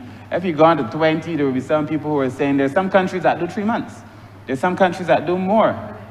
Exactly, there's some countries that give you a year. Mr. Speaker, sir, Barbados is but a struggling little economy, sir, and in the context of what we can do, I believe the country and this government has done extremely well, Mr. Speaker, sir. But it extends maternity leave to 14 weeks for a single birth and 17 weeks for multiple births, Mr. Speaker, sir, giving mothers more time to heal. I was saying to the Honourable Member too, I particularly like the 6 weeks extension in the case that the child or that the mother needs a little bit more time. And the Honourable Member for St. Peter explained it very well, and I don't need to go over it. But Mr. Speaker, sir, the extension allows you so that you don't have to, while you're home with your child and you're sick, you don't have to take it out that time. That to me, sir, is a wonderful addition to the conversation, Mr. Speaker, sir. I would not get into the conversation on confinement. I had a note. The Honourable Member for St. Michael South Central took that away from me. I'm not saying that. But Mr. Speaker, sir, in relation to point 2 in child protection, we brought child protection legislation. We brought a child justice bill. We strengthened education. The Honourable Member for St. John every month bringing some policy or something to help young people, Mr. Speaker, sir. The member for St. James South, no, I do not know anybody who is interested in more training for young people, sir. every time there's a conversation around training, let's do this training, I want to offer this training, Mr. Speaker, sir. There is no doubt in my mind that when we put the whole package together, and I say this again, perhaps we have to do that work, put it all together, so people can see, Mr. Speaker, sir, and that work, sir, in terms of protecting children is going to be crucial and critical. Crucial. Yeah. Leave can be taken during the crucial first 6 months, allowing parents to be present when it matters most, Mr. Speaker, sir. And the evidence from across the world in Canada and in Finland bear this out to be true. And Mr. Speaker, sir, empowering fathers. Mr. Speaker, I believe, sir, that this bill, for the first time in our history, give a right. It is not a privilege. It is not an option. Nobody can decide, you're a father, have a 2-day. Because that's what happens in the real world, you know. You just get a child, man, take a day off. You get 2 days off. No longer that, sir. This is now your right, Mr. Speaker, sir. And this is in addition to the holiday, your annual holiday. You don't lose it, Mr. Speaker, sir. And if the mother passes away during or after childbirth, shortly after, the father is granted an additional 3 weeks, Mr. Speaker, sir. This protects fathers from dismissal, loss of seniority, or discrimination for taking leave. So in addition to giving leave, sir, we protect the fathers as well, Mr. Speaker. I think that this bill will go down in history for men as a most transformative bill. This is perhaps the most historic piece of legislation for men, sir. And I'm also minister responsible for gender affairs, so this is going to be one of those things, sir, for men, sir, that when we go to speak about what Barbados has done in gender-related matters, this is going to be one of those things. You know, the other thing, Mr. Speaker, sir, the opposition needs to spend half an hour explaining the difference between sex and gender, trying to explain the difference between sex and gender to this parliament. And I don't know that anybody in here needs sociology 101. But it gave him 30 more minutes of time. But I don't think it was meant to convey anything because, again, no link was even made to the legislation. It is a most fascinating thing, Mr. Speaker, sir. But, Mr. Speaker, sir, the bill also allows for enforcement. And I think that we pass a lot of laws sometimes. We don't get to implement them as we should. And I don't mean this government, I mean governments in this country, in the region, and in the world. And that the enforcements that are built into this bill, sir, the $50,000 fine, the $10,000 fine for employees, sir, the Chief Labour Officer is responsible for overseeing the implementation of the legislation and its protections, therefore should be real and not just on paper. And we have to hold the Chief Labour Officer accountable, sir, for these things to make sure. If that is what is written here, sir, we have to hold somebody accountable. I will not speak and say that this bill is transformative and that this bill is going to make a big difference if the person who is now responsible for implementing it drop the ball. The Chief Labour Officer must know that this is no poo-poo piece of legislation, Mr. Speaker, sir. So there are a few things, Mr. Speaker, sir, in real terms that I also feel that I should mention very quickly. I know that whenever we pass legislation, we passed the minimum wage bill in here, the Honourable Member came back and amended it. As soon as we amended the minimum wage, many employers, not all, but many were up in arms. It's going to cost too much. If you increase minimum wage, I have to raise my prices. If this, then that. It's like this automatic computer programming, you know, ones and zeros. If this, then that. Like there's no negotiating in between there, no mental capacity to make adjustment. So if you bring a bill that allows paternity leave, some people are going to suggest that it's going to cost. I know, Mr. Speaker, having been involved in HR, that you are more likely to retain employees where employees feel that they have a sense of worth in the organization that they're working with. But if that is not a convincing argument, I know that the cost of having to retrain an employee, the cost of turnover and having to train a new employee is going to be a heck of a lot more than the cost of the leave. So employers can choose, if they wish, to take that position that this costs too much. But then when they have to go and get new employees and train them up and prepare them, sir, that costs more. I also know, Mr. Speaker, sir, when I look at this bill, sir, that we speak of the employee, sir, being able to report, sir, I feel that those processes have to be very clearly defined. Employees, sir, by their very nature, are timid. And you must be, because in a way, your hand is down the mouth of the lion. You go and you report your employer or something for a breach, you feel afraid that you will lose your job. I feel that we have to make it very clear what the processes are, sir. We have to be clear in our advertising. We have to engage employers. We have to just make it very clear. And not only very clear, we have to make it very easy for employees to be able to do these reports if they have to report a breach. We have to give them the security, sir. You know, they say justice should not only be done, but it must seem to be done, sir. Where people breach, sir, we have to hold people accountable, Mr. Speaker, sir. I also feel when we speak, sir, of the new legislation, sir, I know our society is changing, how single fathers and guardians are able to access the child grant. Just be clear. I'm not saying that it's not discussed, but just be clear so that there's no gray area for people when they come before the ministry, sir, trying to get access to these things, Mr. Speaker, sir. And with those few things, Mr. Speaker, sir, I believe that we have a piece of legislation of which we can feel extremely proud. You know, Mr. Speaker, sir, when I was canvassing, and I close on this, when I was canvassing in St. Michael South, when I first started canvassing, I'd ask the persons who would walk with me, where do you see yourself 7 years from now? If you act as an individual, only concerned about the immediacy of your action, if you act only in the now, so that has limits. Where do you see yourself 7 years from now? If your behavior today is not aligning itself with what you expect for yourself, from yourself, 7 years from now, then change your behavior. If, sir, I look to Barbados, sir, and the truth is, on the trajectory that we were on, there were a lot of red flags for this country. If, Mr. Speaker, sir, we cannot correct our behavior now and say to ourselves that this will reap benefit for us 50 years from now, 60 years from now, then we are not in the right business and none of us should be in this place. But if it is, Mr. Speaker, sir, that we look at our actions and we say to ourselves that our actions, sir, will extend themselves not only into this moment, sir, but well into the future and echo into history and into the lives of the children that we claim to love, Mr. Speaker, sir, then we are doing the right thing. It is in the context, sir, that I see this bill. This bill that the Honourable Member for St. Peter brought is about child protection. It is about family protection, sir. It is about protecting the nation, Mr. Speaker, sir. And it is about every single Barbadian child that is born in this country, Mr. Speaker. It will go down, and I brought bills to this house too. So I'm not saying this lightly. This will go down as one of the most historic pieces of legislation to grace this parliament, Mr. Speaker, sir. And we could get here and nitpick. I don't even want to respond. I believe you're a member of St. Peterville. We could get and nitpick for an hour. For an hour.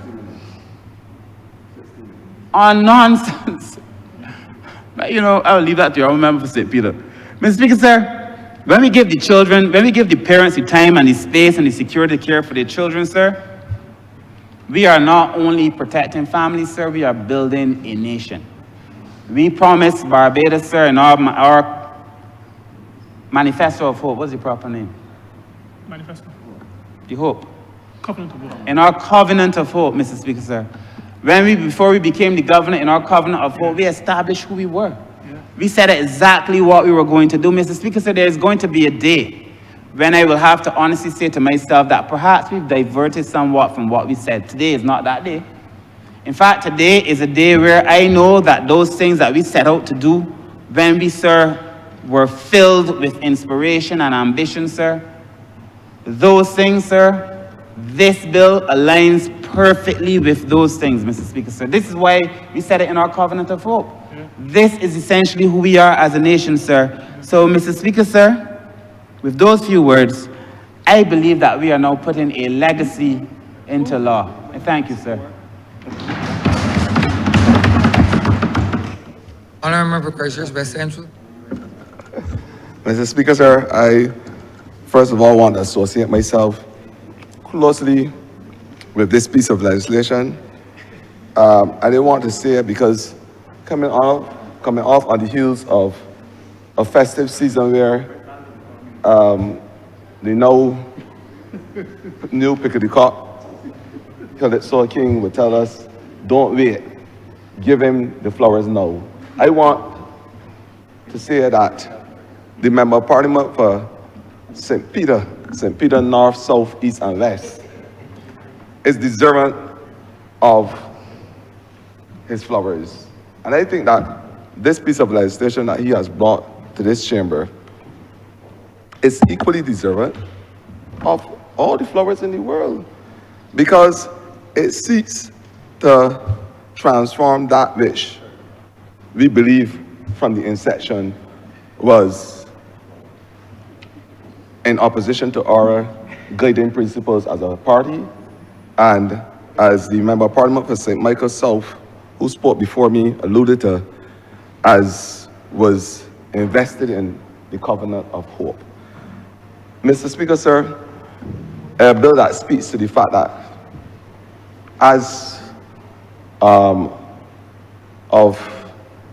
the next couple of weeks, when it is passed, hopefully in both chambers, a bill that would allow fathers for the first time in the history of Barbados to have a paternity leave, so that they could do which we know is essential for the development of their children, and to extend, of course, the maternity leave from 12 to 15 weeks for parents, for mothers, and to even extend it further, 12 to 14 weeks, and to 17 weeks for multiple births. This is breakthrough legislation by any stretch of imagination. I want to say that the importance of having this close connection to the child at birth must never be underestimated, not only for its psychosocial and developmental reasons, but of course, research is there medically to suggest that there are physiological and physiochemical benefits to having that child immediately after birth, to have that close skin-to-skin connection. Some doctors may refer to it as the eye contact, the initial eye contact with the child. The importance of that with a father must never be underestimated. The fact that research has shown that there are certain increases in oxytocin levels, increases in certain hormonal levels with that close association that speaks to love and care and the balance of humors. Those types of things are associated in a physiochemical way when there is that close connection to a child and that relationship at birth. So there is a lot of research to suggest that the importance of this exercise is critical to the development of the child in later life. And equal to this is how we treat those children, those babies, in terms of providing an environment that is nutritionally safe as well. It is the responsibility of parents, both mothers and fathers, when we talk about family leave legislation, to spend that initial moment and that time with the child to ensure that we are able to take care of not only the psychosocial needs, but the health and nutritional needs of that child from the inception. And this is an important part of the conversation. How we will ensure that the child gets the nutritional benefit that it deserves from a young age in terms of development, physiologically and anatomically. How we are going to ensure that that child is looked after. And the initial conversations with the child is one that will bring a balance to that child's life, because it is that the foundation that we lay in terms of parenting that will pretty much determine the outcome of that child in his impressionable years. And the Member of Parliament of St. Michael South spoke to those years and the challenges that he is having as crime prevention minister, as it relates to those people, those young people who are showing maladaptive patterns of behavior. I am saying that this legislation speaks to the fact that when the parents are not entitled to the benefits of family leave, that the legislation also speaks to the fact that there will be a grant to help support these children, because we recognize the importance of ensuring the survival of those in the dawn of their lives. We understand the importance of having that framework, that network, that protective layer for those children, because every single thing that happens in their life will pretty much determine the outcome in the next 20, 30, 40 years.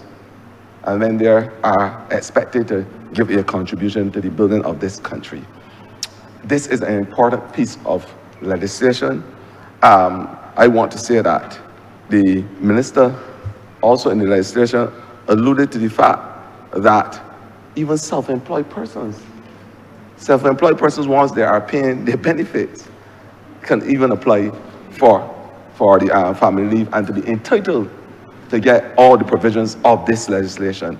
This is a breakthrough moment. This is the new deal for families in Barbados, and it is the building of families, because a house cannot be a home unless there is love, there's connection, there is a family that exists on the basis of development, love, care, and all the basic tenets. This is an important piece of legislation. And Mr. Speaker, the care of a child goes further than saying, I love you on morning. It goes further than providing a home, a house with a roof, making sure that there's a TV available and all the amenities. It goes further than that. The child will be guided by the actions of the parents. If the child is exposed to an environment where there is rancor in the household, that would influence the child's behavior. And it's from a young age that children are able to sense, based on the release of certain hormones and endorphins, you name it. They're able to sense certain energies and behaviors even from parents.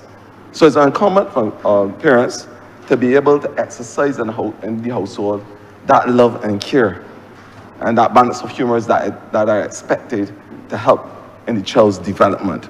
I want to say, Mr. Speaker, equal to that, because I spoke about the parents having the nutritional support for the child, and to be able to allow that child to have the nutritional balance so it can develop to become the adults that we know that they can become to help grow this country. Mr. Speaker, there is a damning concern for me, and I want to take the opportunity to speak to it. And this is because in the same way we are expecting and we are encouraging parents to be good parents and to do all those things, provide love, care, ensure that there are nutritional avenues for the child. Equal to that is the fact that the environment must be one which allows for the child to grow up with love and care and etc. But the antithesis of this, Mr. Speaker, is what you want to look at. When you raise a child in an environment that is not conducive for love, care, for the balance of humors, an environment where you expose the child because of your inadvertent behaviors to drug use. And this is something that is very scary for me, especially a person who would have practiced pharmacy for the better part of 30 years or so, and having to deal with incidents of drug use even in young teenagers. I want to say that we have to be mindful of our actions, both parents and what we do around our child, so that they will be provided with an environment that is devoid of any potential drug and exposure to drugs. Oftentimes, we know it because we operate in constituencies.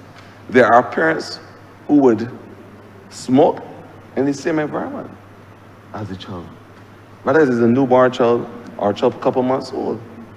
And the side streams smoke will be exposed to that child, that young, impressionable child who is now developing anatomically and physiologically. We know the adverse effects of this behavior. Parents may go and drink alcohol in the presence of that child. The same environment, same room. We know the volatility of alcohol and alcoholic beverages. It can turn from a liquid to a gaseous form. And we understand the smells can go across the room. The same room that the child is in. So, equal to the task of providing love and care, we have to be mindful not only of the nutritional component as it relates to the care of the child, but we have to make sure that the environment is one that is safe and devoid of any potential drug exposure. And that's why I'm appealing to parents now, especially those ones that we are talking about in the family leave bill, to be cognizant of their activities, especially when it comes to drug use. Be cognizant because the deleterious effects on the child are well documented. And we know the problems that we are having in society with children and drug use. It is a big problem. The National Council on Substance Abuse put out a report the other day. And I saw in the report that there were about 93 students tested at the Eddie Nichols Center, and about 30 of them, about a third or so, tested positive for marijuana along with other drugs, whether alcohol or in combination. There were studies done back in the year 2012, which suggested that over 50% of persons under the age of 16 years experimented with some form of drug or the other. Alcohol being the leading one at the time. So it is real. But we have not only a situation where there's the smoking of marijuana, for instance, but now steps the polydrug use. That is a big concern for us in the country. And this is where the parents now, even from this little age, must ensure that we are not doing anything that would stimulate and cause the use, the dependent use of these products, even in latter years of life. A very important conversation we must have, because it is our behavior, maybe inadvertent, that can stimulate the thirst, the quench and the thirst for drug use in children. We may not be aware. We may live in a house that is near to a neighbor who, for some reason, may be smoking, may be using all types of drugs, and our children are inadvertently exposed to them. And this is the danger now of having an environment where the child and the rights of the child are not protected. And as I said before, we have a damning concern right now with the polydrug use in this country, where young people are using some strange combinations in order to get the thrill and the hype that they are exposed to. The combinations of marijuana, lean, ecstasy, and fentanyl, along with prescribed drugs that they are taking. And these combinations, when taken, Mr. Speaker, sir, are causing all types of effects in our society. Persons committing all sorts of crimes and not even being aware that they're doing what they did previously. We have situations where, because of this polydrug use, the effects on the systems, the liver, the kidneys, the heart, the brain, the hormonal systems, the reproductive systems, the effects are adverse and dangerous. And that is why parents must ensure that they start looking for what they call the salient signs. Your child start bringing home the Jolly Ranchers. Not before. All of a sudden they're interested in these sweeties. Then, without having a cough, you see now with these different types of cough syrups, Tuscaloosa Lintus, codeine Lintus, etc. These are signs that parents must be able to look for. And then there is this spike that they're mixing the different things together. The Prime Minister, the Member of Parliament for St. Michael North spoke about Northeast, spoke about the fact that their children are walking around. They call it lean after they don't drink it because they're lean on the side. It's part of the anatomical effects of these products. But it's the combinations. And I am saying that parents must be able to look for those things, but we must not equally contribute. So it's our practices in the household that I'm saying that we need to be cognizant of, especially when it relates to drug use. Because all these things can alter and affect and bring about a dependency even at a young age in these children, so that there is a thirst for that which they were exposed to, maybe inadvertently by their parent.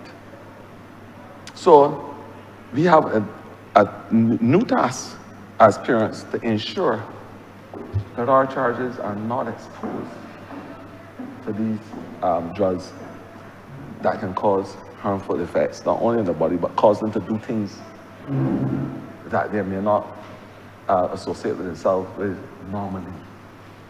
And I've heard things being exposed even in other chambers that the government needs to set about a threshold for the potency of even marijuana. But there's not even a potency for marijuana in the international sphere. Reality is that in order to get toxic levels of this drug, a person will have to probably smoke about 40 or 50 spliffs at one time. But the real concern that is now causing real issues in terms of behavior issues for us is as I said before, the polydrug use, the combinations, when you mix everything together. And this is what parents need to look out for, because it's those combinations that cause persons to become delusional, disoriented, listless, the maladaptive patterns of behaviors that they can't control. A lot of these things are causing children to react in a negative way and doing some abnormal things, dangerous things. And that is what parents must be able to look for. So I'm employing persons, especially young mothers and fathers, who are seeking to ensure that the proper development, psychologically and otherwise, to their child, to equally be aware of the potential risks of exposing the child to illegal substances, because this is a real conversation. And this is a conversation we all must be equal to in terms of ensuring that our children are given the opportunity to develop and to be developed, to be the global citizens that we know that there can be. The importance of this must never be underestimated. And so, this legislation, the Family Leave Bill, it has everything in it. It is right with all the things that we expect in a bill that will ensure that the parents have the time, that they have that connection, that they're able to spend those nascent moments with the child to help develop it and help provide care and love for it. But equally, I'm saying that we have to be responsible as parents to ensure in those same moments, 6 months, whatever, even beyond, that we are mindful of our actions to the extent that we do not inadvertently expose our children to illegal substances, and equally to ensure that we provide the nutritional support that we know that these children deserve. I am happy to associate myself with this bill, and I want to say to the Member of Parliament for St. Peter, North, South, East and West, that his flowers will be given to him today, and we won't wait till he goes to the far beyond, because he has done a wonderful job. Mr. Speaker, I'm obliged. Thank you.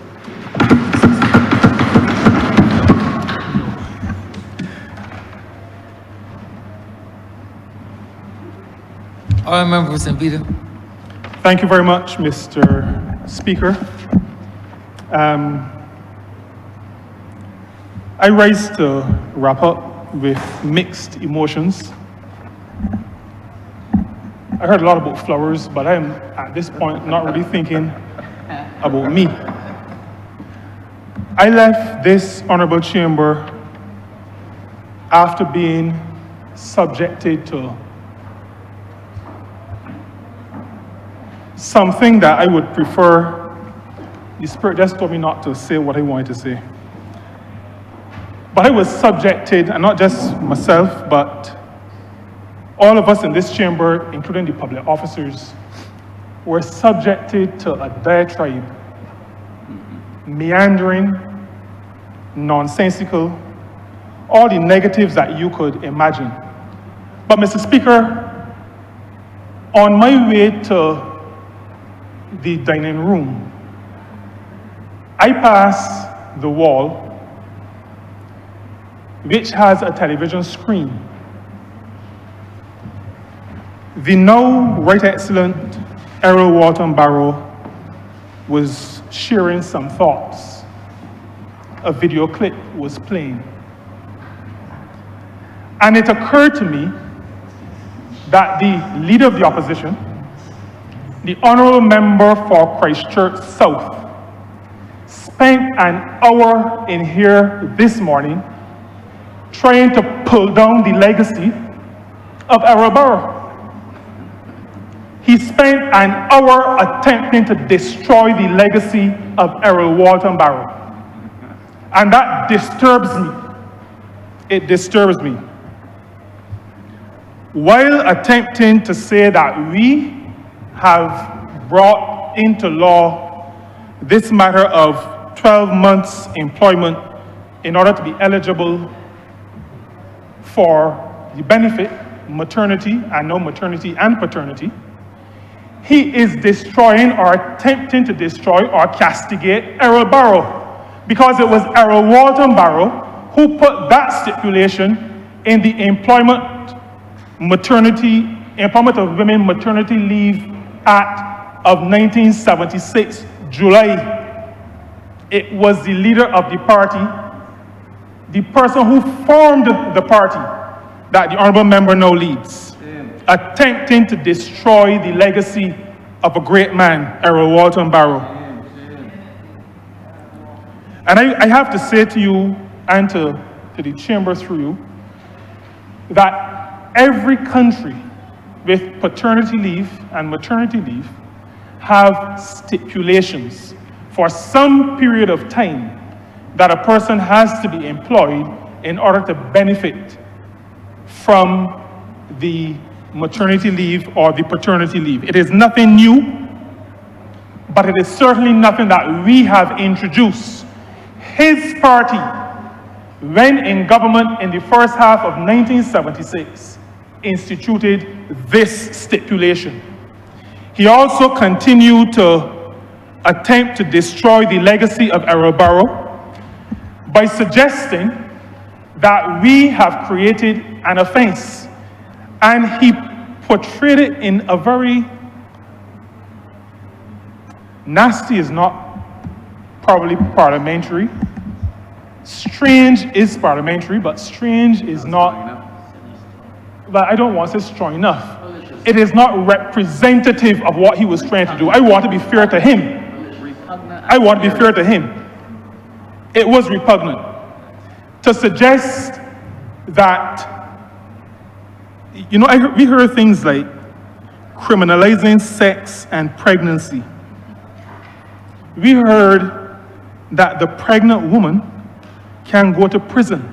Now, the question I have for the Honourable Member for Christchurch South is how many women in this country have gone to prison because of the policy of the Democratic Labour Party under Errol Walton Barrow?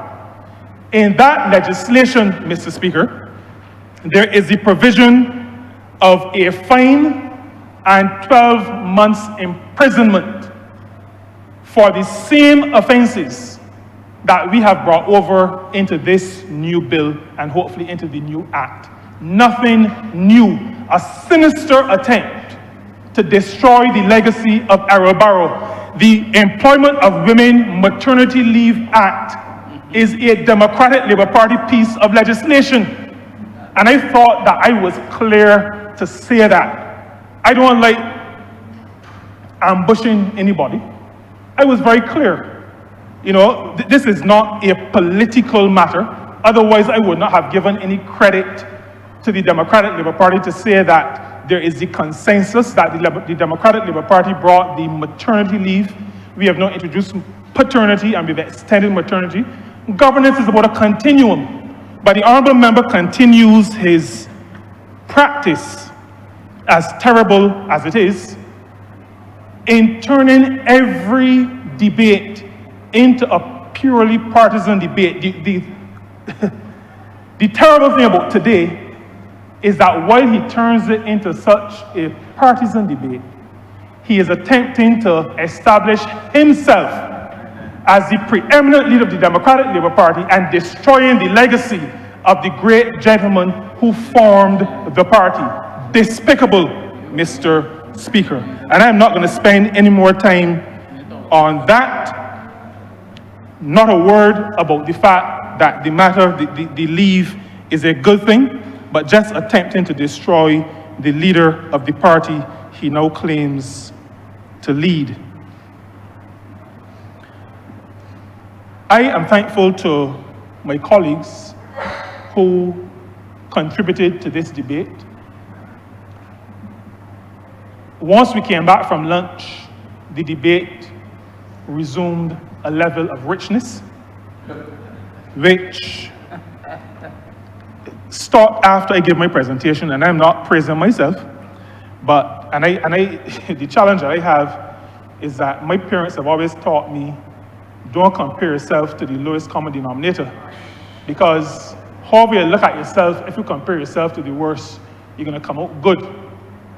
But just let me say that my colleagues who contributed to the debate have shared a number of perspectives that I'm sure my officers who have stayed on, and I have to compliment them for staying on. I'm not, public officers are not political, so I'm not going to say that they endured the leader of the opposition.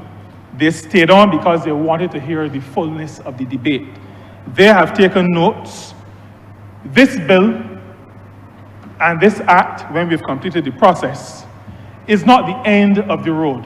One of my colleagues indicated that we are not waiting for perfection. Life is a journey. Governing is a journey. This is a significant step, but this is by no means the end of the journey. We will return to this piece of legislation in the future. We will have to improve it. We will have to modernize it. And I've said in this honorable chamber on a number of occasions, this Barbados Labour Party government does not consider itself perfect. We make mistakes. Sometimes we bring pieces of legislation, well-meaning, to this honorable chamber, and we recognize that there is more that could be done, more that we have to do. But I am proud to be a member of this party, because a party that recognizes that it is not perfect, but does not allow itself to be hamstrung while waiting for perfection, is an organization that I want to be a part of, as imperfect as I am myself. My public officers don't believe that I believe that I am not perfect, but I do, and I'm saying it for the record. I say it sometimes in management meetings, but I'm saying it publicly here today. I want to just speak briefly to a couple of things. With respect to the benefits for self-employed persons, the benefits of self-employed persons will be exactly the same, maternity, paternity, child grant, exactly the same as for employed persons. In the consequential amendments, we have framed the eligibility criteria to reflect the new mode of contributions that self-employed persons are now managed by. That is to say, not by using contributions on a weekly basis, but by how much is contributed in a year. And you will see in the consequential amendments reference to the minimum contribution for the relevant period. And that refers not to weekly contributions, but the contributions based on the minimum of $1,200 in a calendar year. The Honourable Member for St. George North spoke to the documentation, section 5.3. I agree with her. She also pointed out that the bill makes provision for accepting documentation other than that signed document, but I agree with her that there could be some greater clarity. I will use this opportunity to say to employers who sometimes say to us, we are bringing too much legislation, we're legislating too much. I will say to employers, Mr. Speaker, through you, on the floor of this honorable chamber, I expect that your good faith practice of people management, human resource management, will show in how you treat to this clause. I am saying to employers, through you, Mr. Speaker, that if we find out that people are playing the fool, people meaning employers, are playing the fool on this matter and are addressing it in so subjective a way as to disadvantage a worker who should ordinarily be entitled, then I have no compunction in going to the cabinet, getting approval to ask the Office of the Chief Parliamentary Counsel to make whatever amendment is necessary and coming back to this place. And I will spend a day, 2 days, however long it takes, to debate it to make sure that it is tightened. I do not feel that we have to do it, but that will depend on the employers of this country. The Honourable Member for St. Michael's South spoke through you to the Chief Labour Officer, and we have a level of responsibility to make sure that there is no abuse, that there is no taking advantage of in that manner. I also want to say, speaking to the comment from the Honourable Member for St. George North, that she is correct that much, if not all, of the advancements we've had in labor legislation, the protection part of the protection and production amalgam, much of it has come, like I said, if not all, from agitation from organizations representing workers. I put it that way because initially it may not have been trade unions. There was not a trade union involved in 1937, but there have been trade unions before that, the Working Men's Association, not registered, but I consider it to be a trade union. And then the Barbados Workers Union in 41, and well, actually, the Barbados Nurses Association in 1934 or 5 preceded the Workers' Uprising, and then trade unions officially after the act was passed in the 40s. And the Honourable Member for St. George North is here in 2025 when we are about to pass the bill that will allow for paternity leave. A predecessor of hers, who was also a predecessor of mine, because he was the honourable member for St. Peter, at that time the senior member for St. Peter, he was the influencer she referred to for the maternity leave. And we have to congratulate the leadership of the Barbados Workers Union for being in the forefront of agitating for many of the gains that workers have realized in this country. And again, Mr. Speaker, you know, one of the things I like about this party is that we don't need the glory to ourselves. We give the credit where the credit is due. This is not about any of us as individuals. This is about national development. There are a number of ideas. Some I touched on before, the matter of adoption. Surrogacy was also mentioned. Pregnancy, and many of these were mentioned by the Honourable Member for St. Michael South Central. Pregnancy, bereavement, spousal maternity benefit. The Honourable Member for St. George North spoke to benefit for fathers in situations of multiple births. These are all matters that we will continue to discuss even as we continue to refine our legislation. Before I conclude, I need to speak to the matter of breastfeeding. The Honourable Member for St. Michael South spoke to it quite eloquently, but I join with him in recognizing the work of the Breastfeeding and Child Nutrition Foundation, and particularly the work of Dr. Bernard, who heads that organization.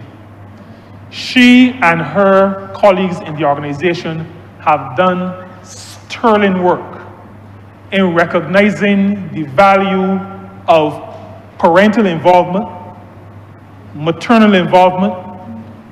She and the organization have also been agitating for extended maternity leave as well as paternity leave. I congratulate the organization here on the floor of this House for achieving their 10th anniversary this year. In 2025, the Breastfeeding and Child Nutrition Foundation celebrates its 10th anniversary.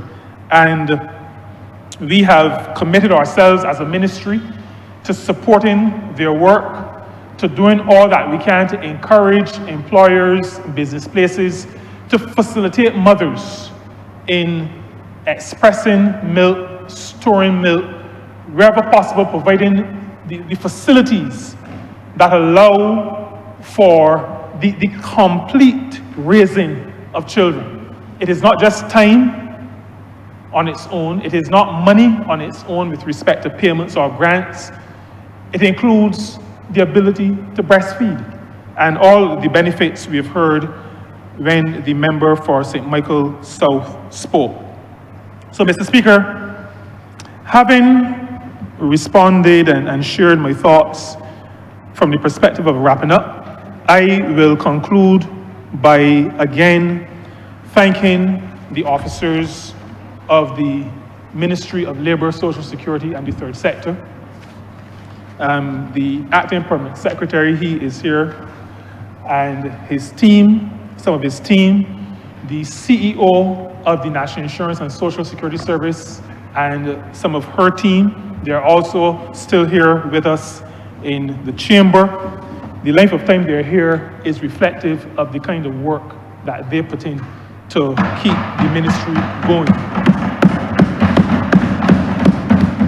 And I also, again, will thank the drafters and the Office of the Chief Parliamentary Counsel for the work that they have done for our ministry and the work that they continue to do in helping us manage and develop our country, but from our ministry in particular, helping us to serve the working people of this country. And so, Mr. Speaker, with those few comments by way of wrap-up, I beg to move that this bill be read a second time. Back second. The question is that this bill be read a second time. All those honorable members in favor, please say aye. Those against, please say no. We think the ayes have it. Mr. Speaker, I now beg that you do leave the chair and that the House resolve itself into committee for further consideration of this bill. Question is that the speaker do not leave the chair and the House resolve itself into committee for further consideration of this bill. All those honorable members in favor, please say aye. Those against, please say no. We think the ayes have it.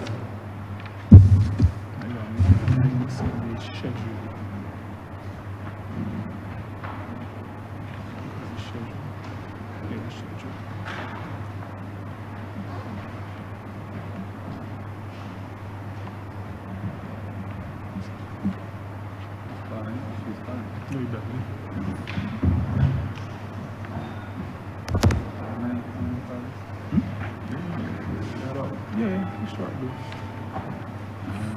1621, but all the amendments in the schedule. No, we want to show you.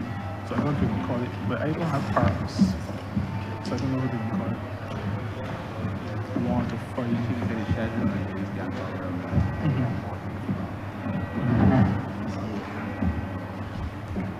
This Honourable House is now in committee. Mr. Chairman, permission to call the clauses in parts, please. Permission so granted. Clauses 1 through 8. Mr. Chair, I beg to move that clauses 1 through 8 do stand part. The question is that clauses 1 through 8 stand part. All honourable members in favor, say aye. Honourable members against, say no. Methinks the ayes have it. Clauses 9 through 16. Mr. Chairman, I beg to move that clauses 9 through 16 stand part.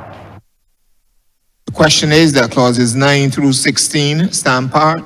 All honourable members in favor, say aye. Honourable members against, say no. Methinks the ayes have it. Schedule. Mr. Chairman, I beg to move there are 4 small amendments, but important amendments that I need to move to the schedule. At E, and this is on page, sorry, not E, 11, on page 16 of the bill. 11(1)(b), Roman 2. 11(1)(b), Roman 2. The amendment is that the words "or credited" be deleted. The words "or credited" be deleted so that that clause, 11(1)(b), Roman 2, will read, "Not less than 16 contributions has been paid in the relevant year." The next amendment is 17B(1)(a), Roman numeral 2. 17B, this is on page 20, 17B(1)(a), Roman numeral 2. Again, the deletion of the words "or credited." Deletion of the words "or credited," so that the clause reads, "Not less than 16 contributions had been paid in the relevant quarters."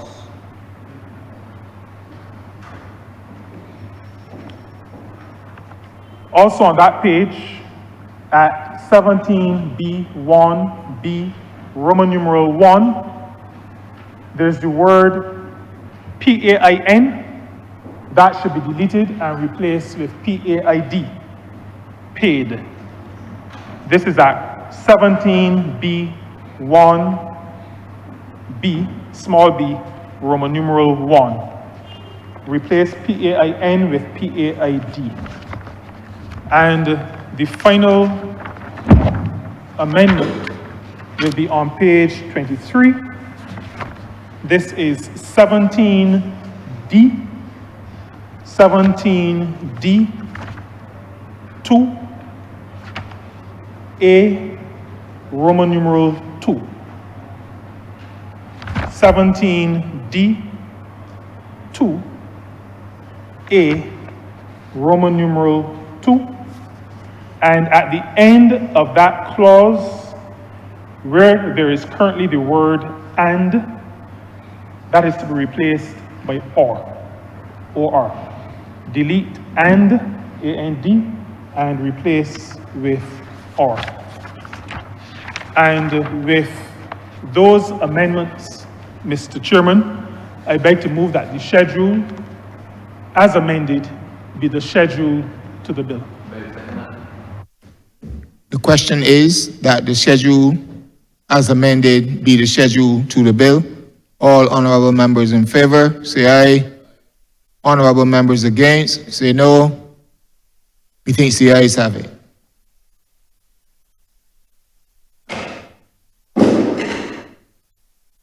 Mr. Chairman, I beg that you now report to His Honor, the Speaker, the passage of one bill in committee. The question is that I do now report to His Honor, the Speaker, the passing of one bill in committee. All honorable members in favor, say aye. Honorable members against, say no. Methinks the ayes have it.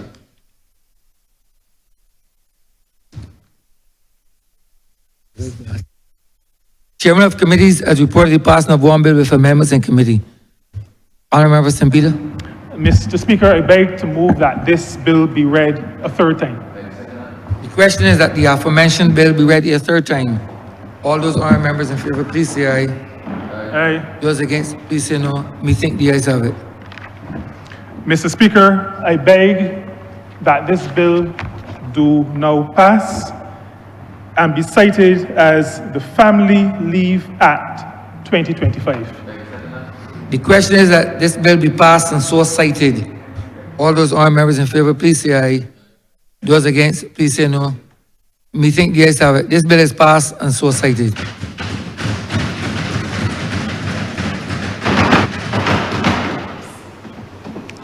Honourable Leader, Government Business. Thank you, Mr. Speaker. I beg to move the suspension of the House until 10 minutes past 6. The question is that this honourable chamber be suspended until 10 after 6. All those honourable members in favor, please say aye. Those against, please say no. Methinks the ayes have it.